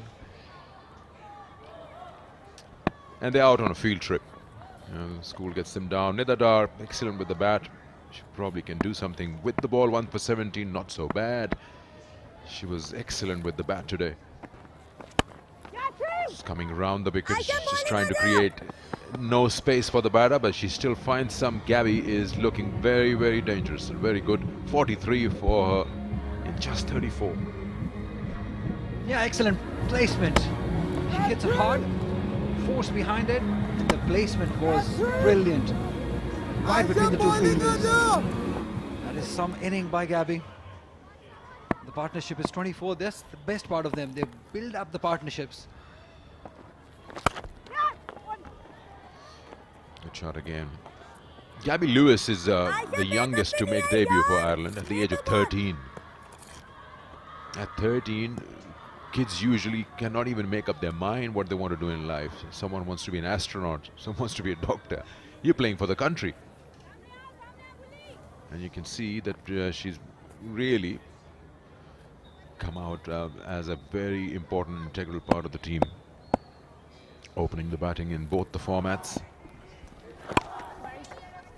And no wonder it's paying off. Starting early, Gabby. She looks different from the rest of the batters. She looks in command, very authoritative. Look at the strike rate, also very impressive. It's probably the most impressive batter in this Ireland batting lineup. And her inning is the reason that Ireland just need 40 runs now, or 45. They should do it. They'll have to play very bad from here not to win it.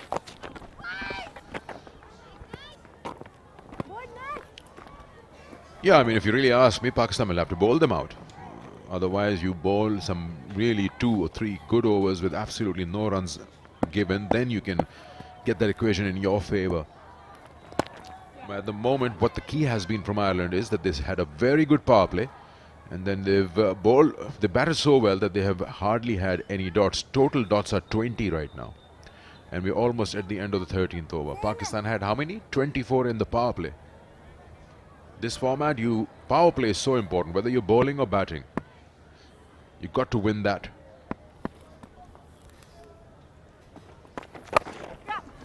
Shorter length. Easy single. 7 of the over. It's 98 for 3.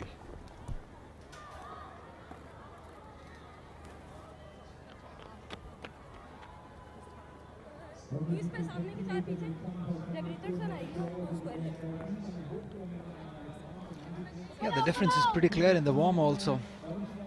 It's way high from Pakistan, where Pakistan was early on. The courtesy is that early on, the early start that Ireland had with the bat. 52 runs in the power play. I think that is the reason they're way ahead in this game. If they don't lose wickets, they will definitely win it. Just 38 more runs. And if Gabby stays, they're going to win it anyways.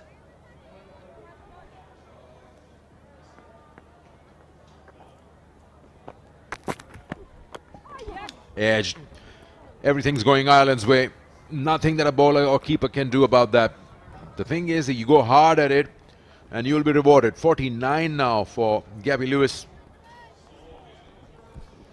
Yeah, 100 up for Ireland at a very good time. Just 13.1 overs. I mean, looking to get wickets. Maybe you can have that slip fielder in, because you need to break the partnership, but that's what happens when you don't score many runs. You have to save runs and get wickets also. That's the trouble for Pakistani captain. Cannot have a slip when you're just defending 135 at this time.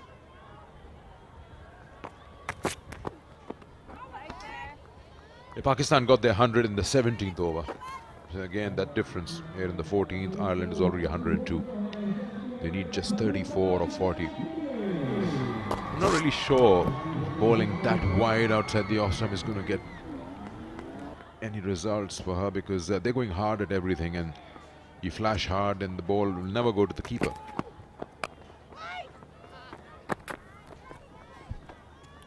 Yeah, something that's very impressive about Gabby is whenever she's looking to hit, she's looking to hit hard. And the results have come. She's placed them nicely. But most importantly, the way she hits it, it's been very impressive. Nearing to her 51st of the tour.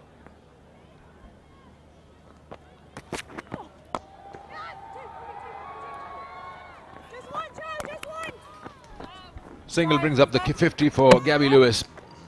Brilliant performance right up from the opening slot. She's kept the attack on to the opposition, and she's managed to grab another 50, taking the side closer to that first win, which is a much needed win. It's going to be history for them if they win this, and that'll be some great achievement, and with the help of some very calculated and very important knock, which is still on, by the way.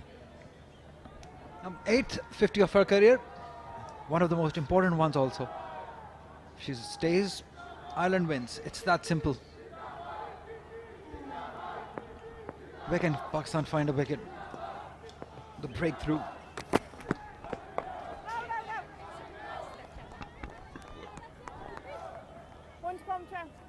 Nidadar probably was the one. She was brought back to get a wicket. She couldn't do much. Naisha Sandhu, Ghulam Fatma. Yeah, they'll be satisfied. They'll be happy at the moment. Things are going in their favour. Just requiring 33 more runs to win. Pakistan definitely are missing Tuba Hassan in their middle overs. She's so important. She's such a key member of this Pakistan bowling lineup, the leg spinner.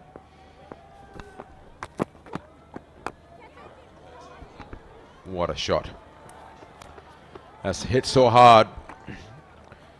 And this time Emma Richardson gets a boundary. So that's the key every over. They're getting a boundary or two. This one, 9 of the over. 107 for 3.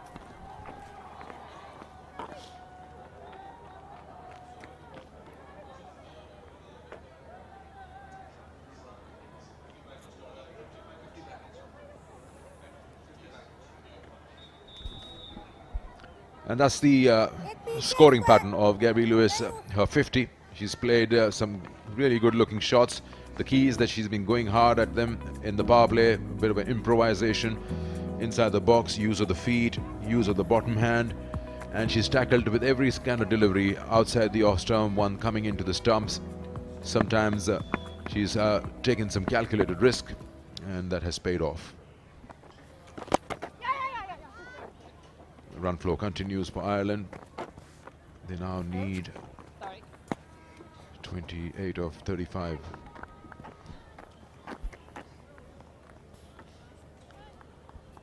That's impressive, the wagon wheel. She's played all around the ground with some force. That's the quality. And they can just do it with singles at the moment. They're just milking this bowling lineup. Nothing really happening. Not much spin available off the surface. Nidadar is bowling at a very gentle pace, very slow, which is the right way, but the way they're handling her is just amazing. The main reason is that the intent has been very positive. They've looked to score runs at every possible delivery. Especially Gabby, she's done a great job. And this time just gets a hand to it, Javeria, but she can't stop that single.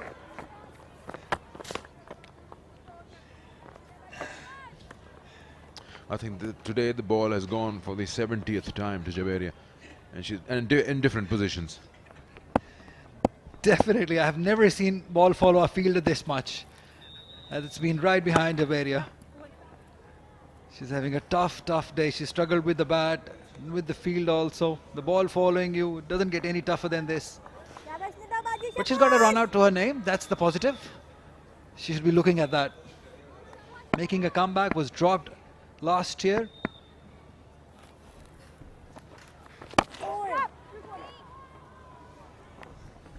This is impressive, absolutely impressive from Ireland today. They controlled the game with the ball for the first 10 overs, then Nida Dar took the initiative away, but then they've come out with a purpose and they've been controlling this innings completely. Another single to end the over, 113 for 3.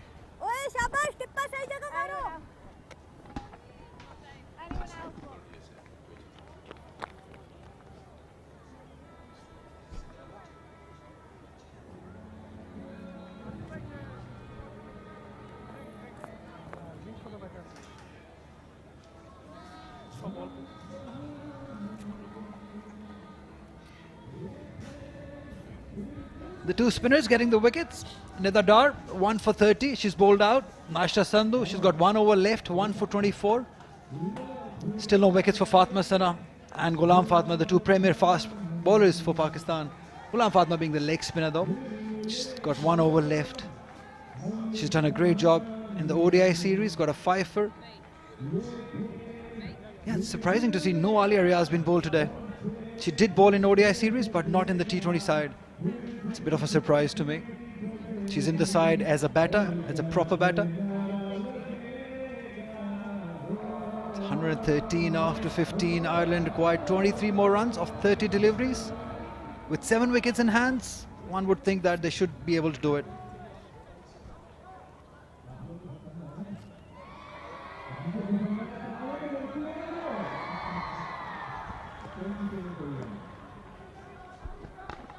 .42 partnership between Imar and Gabby. It's happened in 31 deliveries. Ghulam Fatma will continue, and she's got 3 overs, none for 21.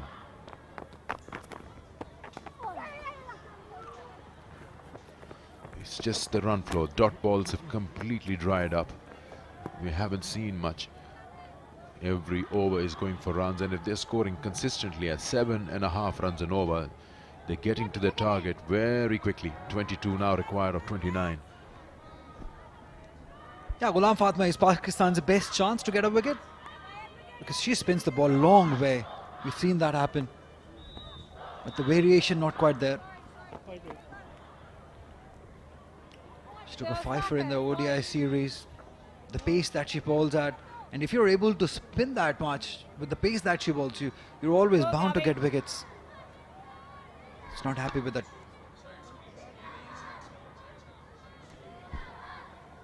Or is it the side screen? I think it's not black. That's the problem. Now it is. Yeah, that could be, but this is completely right in the bowler's release.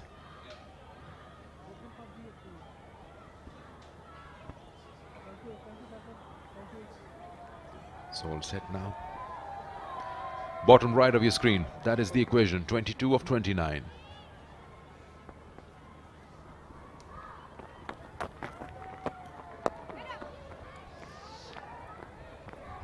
Yeah, they can do it like this, like in singles. 8 consecutive singles. It will work. They can do that because just 21 more runs to win of 28. They're a happy camp. They wanted 1 win. Slogs that one. Opportunity for Pakistan, and it's taken. Good catch in the deep. It's Fatima Sana who takes the catch. And Pakistan get a breakthrough as the batter Ima Richardson has been dismissed for 16. Every wicket counts. They just want to break that momentum. Good catch taken. Yeah, that's what I thought, that she is the best chance Pakistan has to get a wicket, and she has delivered. She's been amongst runs. That's a good wicket at this time. Ima Richardson scoring 16 runs. It's 115 for 4 now.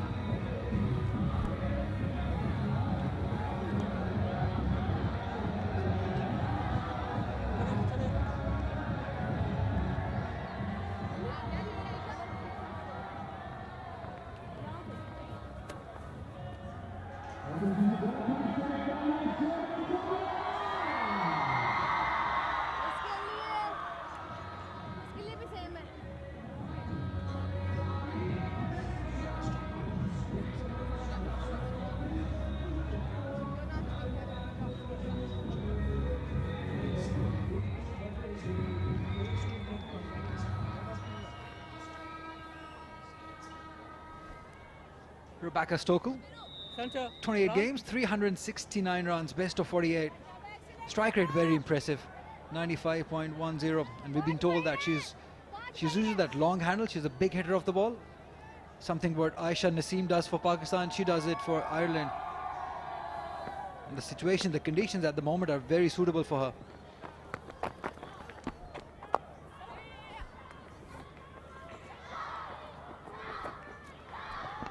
Off the mark straight away. Rebecca. Another flighted delivery that she tempted her to go big towards that long boundary. And a very good catch by Fatima Sana. She kept her eyes on the ball, saw it right in the end.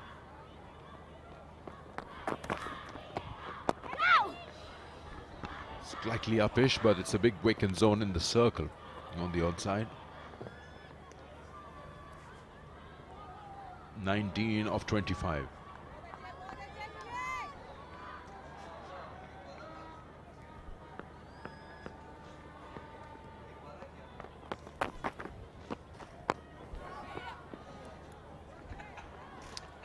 Well, good over for Pakistan. They got a wicket in this and 5 runs were conceded. 118 for 4, 4 overs to go.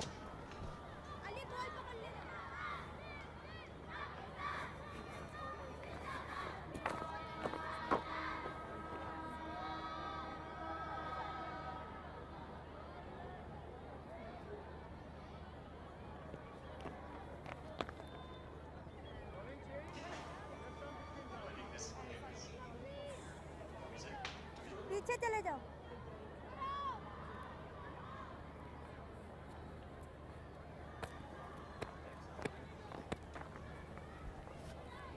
Well, Ireland can almost feel it, can't they? They can sense their chance at history. 18 more to win from 24 balls. The game is not done, but they are in a phenomenal position to close out what would be a quite incredible win at the headquarters of Pakistan cricket here in Lahore. Rebecca Stokel to the crease, the Leinster Cricket Club batter. It's been the biggest crowd of the 4 matches we've had so far. Pakistan fans are not getting the result that they would want right now. They're going to need a big effort from their bowlers in the last 4 to turn things around. Up on the VIP balcony there, they're watching on. And they'll all be looking forward to the rest of the series, which is going to be brilliantly poised if Ireland can close out the win. I've got Marina Iqbal with me. Marina, this result would be a surprise, but Ireland have improved and improved throughout the series. I wouldn't say a surprise because I know what potential they hold. They haven't been delivering it, especially in the ODI we saw. In the last ODI, yes, somewhat. But yes, that's what Ireland can do. And this is one commendable effort. Hit away over the offside. Not in full control, Stokel, but this change of intent in Irish cricket has been really tangible over the last 2 to 3 years, not just in the women's game, the men's game as well. Historically, we may well have taken a much more cautious approach, but even in down at number 6, the bat's still being thrown at it. They're not going to try and get this in singles. And you'd have to say it's a good approach to watch, isn't it? And it's going to put you into winning positions more often than not. See, that's to go about the modern day cricket. The intent that counts a lot, and that can make huge difference in the outcomes. And that's where Pakistan needs to think back. Miss Mahmood had a lot to talk with her players. Also the planning, I think they were more of on a very back foot kind of approach, defensive approach. Ireland always relying on singles, that's what all they needed. Oh, that's an opportunity, but I think she's safe. Yeah, beautifully bowled, but as Lewis indicates, turn on offer. But unlike Orla Prendergast, she does well to get her foot back in time. That's great awareness. She knew she was beaten, but managed to get back in just in time. And that's the beauty of cricket.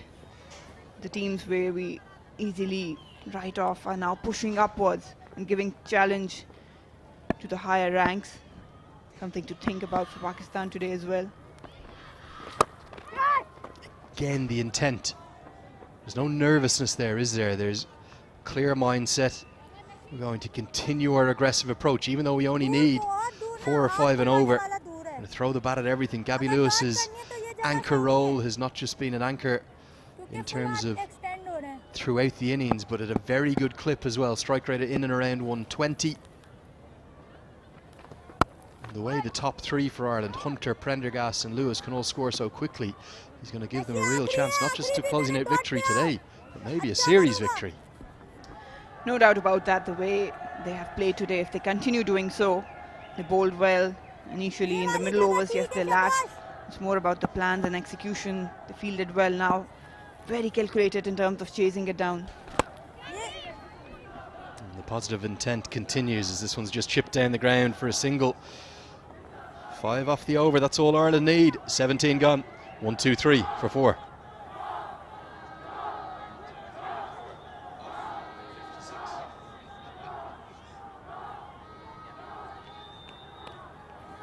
Some nervous energy on the bench, no doubt. What were your superstitions when you played? You could never move, can you, when you're in a run chase? Stay where you are? Not a chance. At times, one need to hold their breath. It was hard to blink at times, but yes, it will be a great boost for Irish team. Beating Pakistan on their home soil. They've already lost just 1 against West Indies. That's Pakistan on their home soil. And Ireland is on the verge of that second loss for Pakistan. Fatma is back. And you'd have to say the way that Ireland have played, very, very good value for the win if they can get over the line. I think they've outplayed Pakistan, and maybe with the exception of Nida Dar's counter-attack in almost every segment of this game. That's amazing, given the fact that if you look at the age group of this Irish team, it's amazing.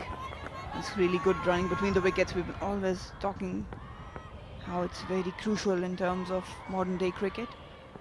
But yeah, a very young side and so mature. And they managed to beat comprehensively. Oh, it was a slight mishap, but everything is good. Yeah, I think that's such a good point. It really is. 17-year-old Amy Hunter, 21-year-old Gabby Lewis, 19-year-old Louise Little, 19-year-old Jane Maguire, 21-year-old Cara Murray, 20-year-old Orla Prendergast, 22-year-old Rebecca Stokel at the crease.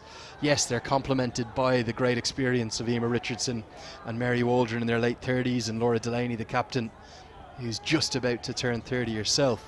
But it's a young side, it's a side that are learning. I think the thing that will please Irish fans and their support staff the most is the scale of their improvement here in Pakistan. Smashed away, really good strike. It's going to be 4. Gabby Lewis is leading Ireland to what is going to be a famous victory here in Lahore. The Lahore Lions of Ireland are about to close it out here. Gabby Lewis, she was always one to watch for. I always liked her approach. Fatma Sana hunting for that Yorker. Missed it totally, but not Gabby. She held her pose. Was asking to be punished. The World Cup, these two sides in the same group in February in South Africa. In the T20 World Cup, Ireland had to get through a very competitive qualifier in the UAE, and there's big questions to answer for Bisma Maharouf.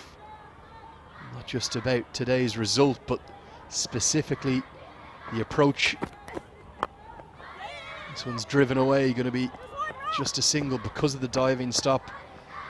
I think Pakistan have been outplayed here, Marina. No doubt about that.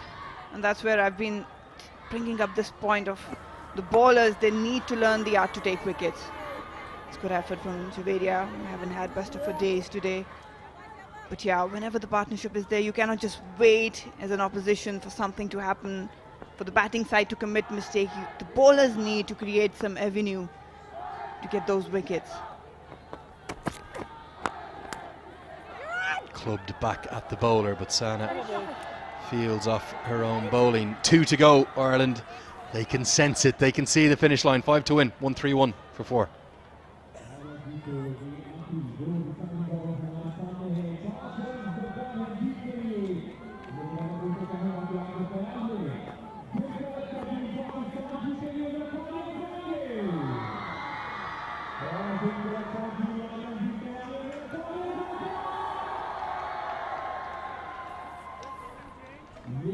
Well, we've seen the most brilliant T20 World Cup down under for the men, where the results were highly unpredictable. I think every single Pakistani citizen is an honorary Dutch cricket fan, as they have the Netherlands to thank for their passage through to the T20 World Cup final. And we're seeing the same here in the women's format in Lahore. Everyone would have thought after that 3-0 series win in the ODI format that Ireland may have stood no chance. They just need 5 more, Marina. T20 always a nervous format for any team. It has been impeccable cricket from Irish. I mean, they've bowled well, they've learned from their mistakes. They came out, they planned out how they wanted to go about this chase. They bowled well. And yeah, few areas still to improve, but overall, if you look at them, they're shaping up to be a really good T20 side. Driven and driven away for 4. The scores are tied. Gabby Lewis is going to have a chance to hit the winning runs. Ireland, no, it's all but done. And this is sensational in Lahore. What are we witnessing here? History for Ireland. Look at that drive, that authority, that confidence. No fielder really could have done anything. Pakistan needs to learn, and they need to learn quickly. Here it is, just 1 run away from historic win. Beating Pakistan on their home soil, it's always going to be a great, jubilant moment. Into the block hole. Ireland must wait in Dublin, in Cork, in Belfast, in Derry. They're watching on record numbers from around the world, and they know they're on the brink of history. They beat South Africa earlier in the year. Some may call that their biggest ever win in the women's game. I think this is going to run it very close in Pakistani conditions. And there it is. History in Lahore for Ireland. Historic scenes. Gabby Lewis and Orla Prendergast have led Ireland to victory, and they have hammered Pakistan. They've beaten them out of sight by 6 wickets. They were nowhere in the ODI series, beaten by 128 runs and 9 wickets. But today, the change of format, Ireland have taken not just a win, but a wonderful win. The Lahore Lions, they're Irish, and Ireland go 1-0 up in the series. Spectacular win for the Irish team, winning by 6 wickets. The rank 10 team has flipped rank 6 team here on their ground. Have a look at that. Handshakes all over, and it's a big moment for the Irish cricket. Gabby Lewis carrying her bat, and that's what she does, and she has the potential for Pakistan. A lot to think about. 69 not out for Lewis. Historic scenes and emotional scenes for Irish cricket, because the first ever Irish sporting team to win any fixture here in Pakistan. And look at the delight, look at what it means to Ed Joyce. I don't think this comes as a surprise to those who know the Irish women set up well. They've got better and better and better on this tour of Pakistan, and this is the moment they've been waiting for. They very nearly tasted victory in the 3rd ODI. But it's not just the win, Marina, it's the manner of the win. It's an authoritative statement of intent that we are not just here to make up the numbers as Irish cricketers, we are here to come and take over. Statement it is, comprehensive win for the Ireland team. You have to give credit to them. They have been progressing overall in the ODIs, but today they clicked all and checked all the boxes. They bowled well, fielded well, and have a look at that. The chase, it was well panned out chase. Gabby Lewis leading. It wasn't a good start, but this girl, oh, she's got loads of potential, and it's just a matter of time she'll be up with the list of legends. Yeah, brilliant innings, 69 not out. But all of the Irish batters, even those who failed, they were showing such brilliant intent throughout this chase. And one very noticeable thing in those scenes of celebration, it wasn't the euphoria of wins gone by for the Irish women or the Irish men, where they might have sprinted onto the pitch in disbelief. This is a side that believes they're here to compete. And for the Pakistani bowlers, really all of them, with the exception of maybe Nida Dar, treated with a lot of contempt. Wickets for Sandhu and Fatima. All the wickets went to the spinners. The seamers went around the park. So congratulations to Ireland. They move 1-0 up in the series. Let's get down to Mahak and see who she's got for some reaction. The player that made her team cross the finishing line today, it's Gabby Lewis. Gabby, change of format, change of fortune. You batted beautifully out there today, scoring half a century. How's it feeling getting that first win on Pakistani soil? Yeah, it's great. Obviously, we didn't play our best cricket in the ODIs, but I think we put a real foot forward in that last ODI. So I think that momentum was kind of with us going into the T20s, and we knew it's a real format of ours. We obviously had strengths come off in our qualifiers, which helped. And I think our T20 form has been brilliant the last couple of months. So you know, the few days that you guys had off in between, did you guys use that to restart, to regather? Because you guys were surging out there with positive energy today, right from the beginning. Yeah, definitely. It's obviously hard in a hotel, but I think we got out. We got to kind of switch our minds off from cricket, which is also really important when you're on tour. So I think that's done us the world of good to kind of get us to reset and kind of bring that momentum in with us to the T20s. And lastly, you know, how important is it to get this opening win in order for you guys to carry out and try and win the series moving forward? 100%, and I think we get something that we can definitely do. I think credit to our bowlers out there in the first innings that really got us off to a great start. And obviously looking forward to the World Cup in February. I think we're kind of building our momentum towards that, so It's been really good. Well, Gabby, I'm going to let you go now and celebrate your win, but very well batted today.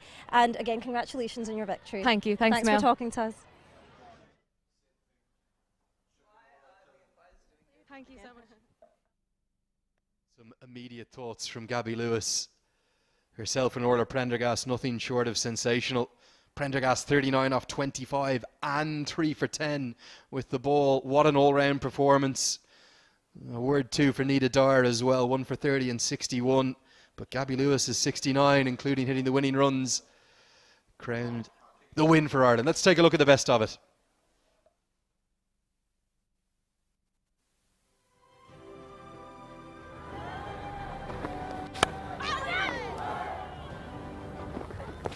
Lewis's 69 has helped usher Ireland to victory.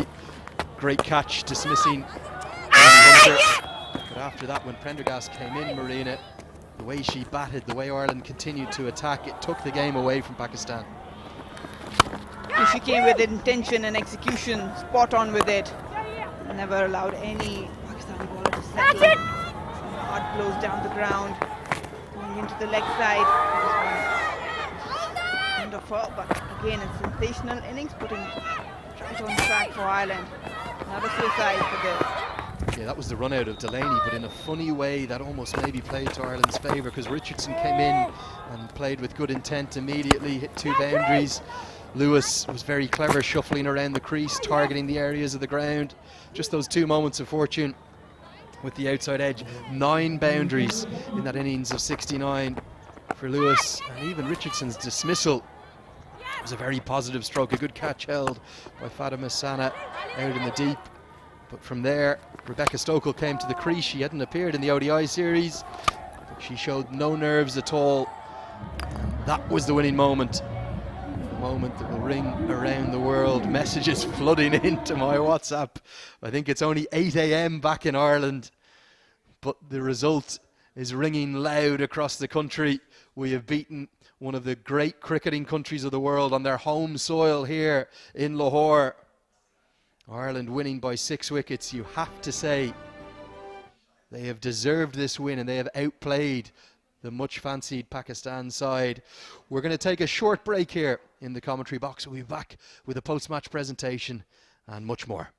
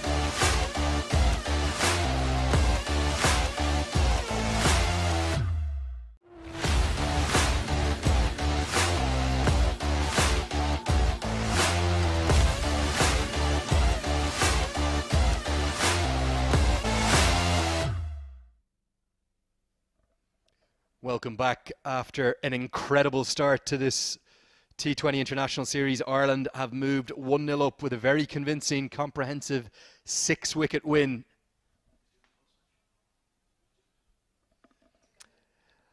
Let's get down to the post-match presentation and find out who the player of the match is. Hello and welcome to the post-match presentation of the first T20 between Pakistan and Ireland. And what a game we've had. Ireland had a wonderful outing and they outplayed the opposition today and won this match by 6 wickets, and congratulations to them. Before we get to the individual awards, let me introduce you to our presentation party. Starting from my left, we've got Ms. Asmawi Iqbal. She's Chief Selector Women's Cricket. And next to her, we have Ms. Tahira Salim, Director Sports, Punjab University. Thank you for joining us. Let's talk about the Transgroup Player of the Match, and I'll request Ms. Asmawi Iqbal to present this award, and that goes to, of course, Orla Prendergast for her brilliant performance, 39 runs off 24 balls, and of course her career best figures 4 overs, 3 for 10.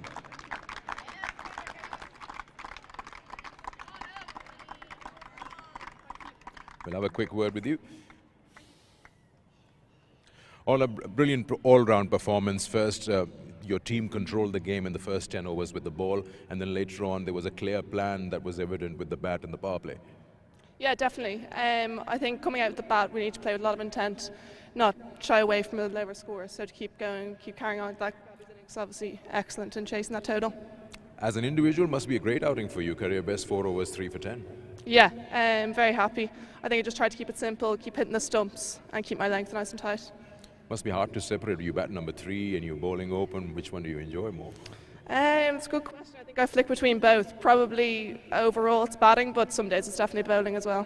Well, great win. Congratulations on that award and of course the win. Thank you very much. The player of the match, Orla Prendergast. Now I'll request the Pakistan captain, Bisma Maruf, to please come and have a few words.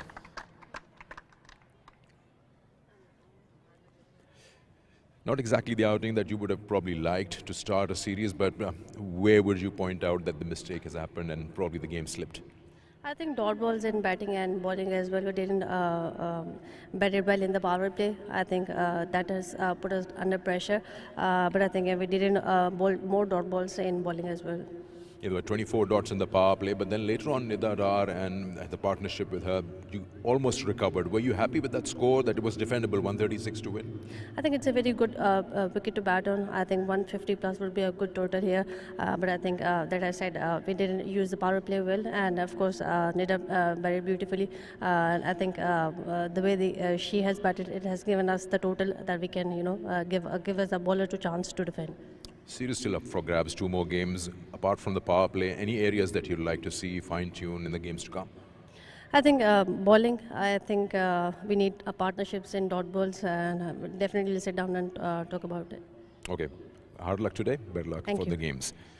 That was Bisma Maruf, of course, the captain of Pakistan. I'll request Laura Delaney to please come and have a few words with us. To begin with, I'd like to ask you, as a captain, of course, as a team, what does it mean to you, this win over here at the start of the series?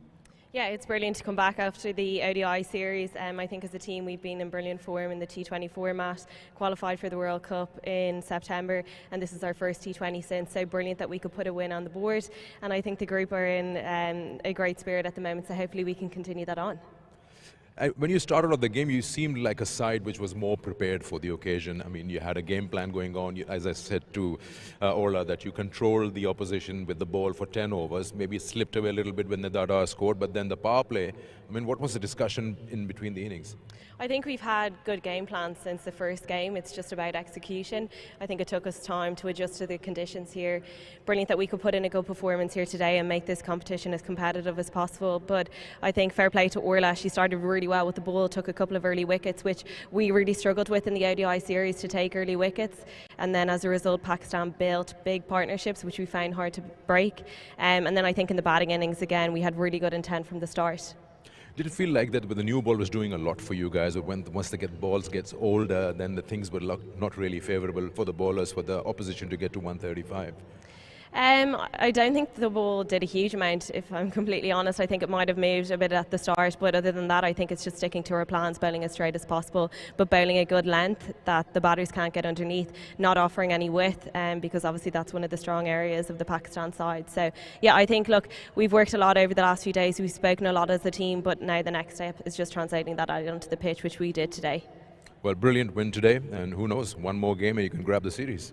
Yeah, we're definitely up for it. I think as a group we're in a really good position. We're training really well. The team have a brilliant attitude. There's great energy around the group. So as long as we keep focusing on our processes, I'm sure we'll do as well as we want. Well, congratulations. Thank Laura. you.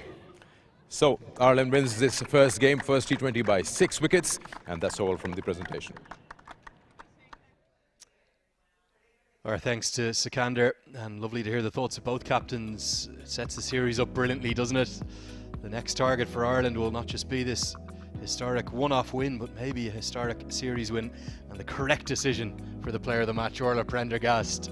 A day she'll never forget. 3 for 10 and 39 with the bat. A really impactful innings, Ireland winning by 6 wickets. That's the series so far. Pakistan have dominated the ODIs and taken 6 big points in the ICC Women's ODI Championship table. But what a start to the T20 series. Ireland are 1-0 up. And after a massive day for Pakistan cricket tomorrow with the T20 World Cup final for the men on down in Melbourne, we're going to enjoy all that action from here in Lahore. Come back with us in 2 days' time for the second T20I with the series on the line. Thanks so much for watching and joining us. We'll see you in 2 days' time.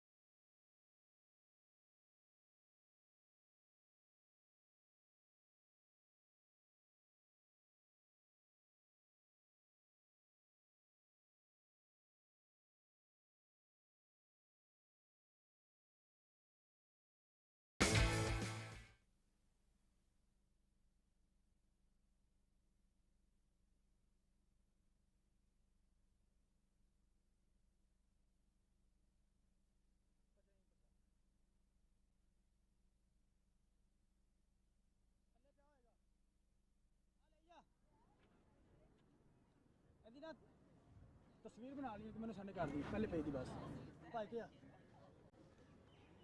यार मेरा लिफाफे में से तो बाहर निकालो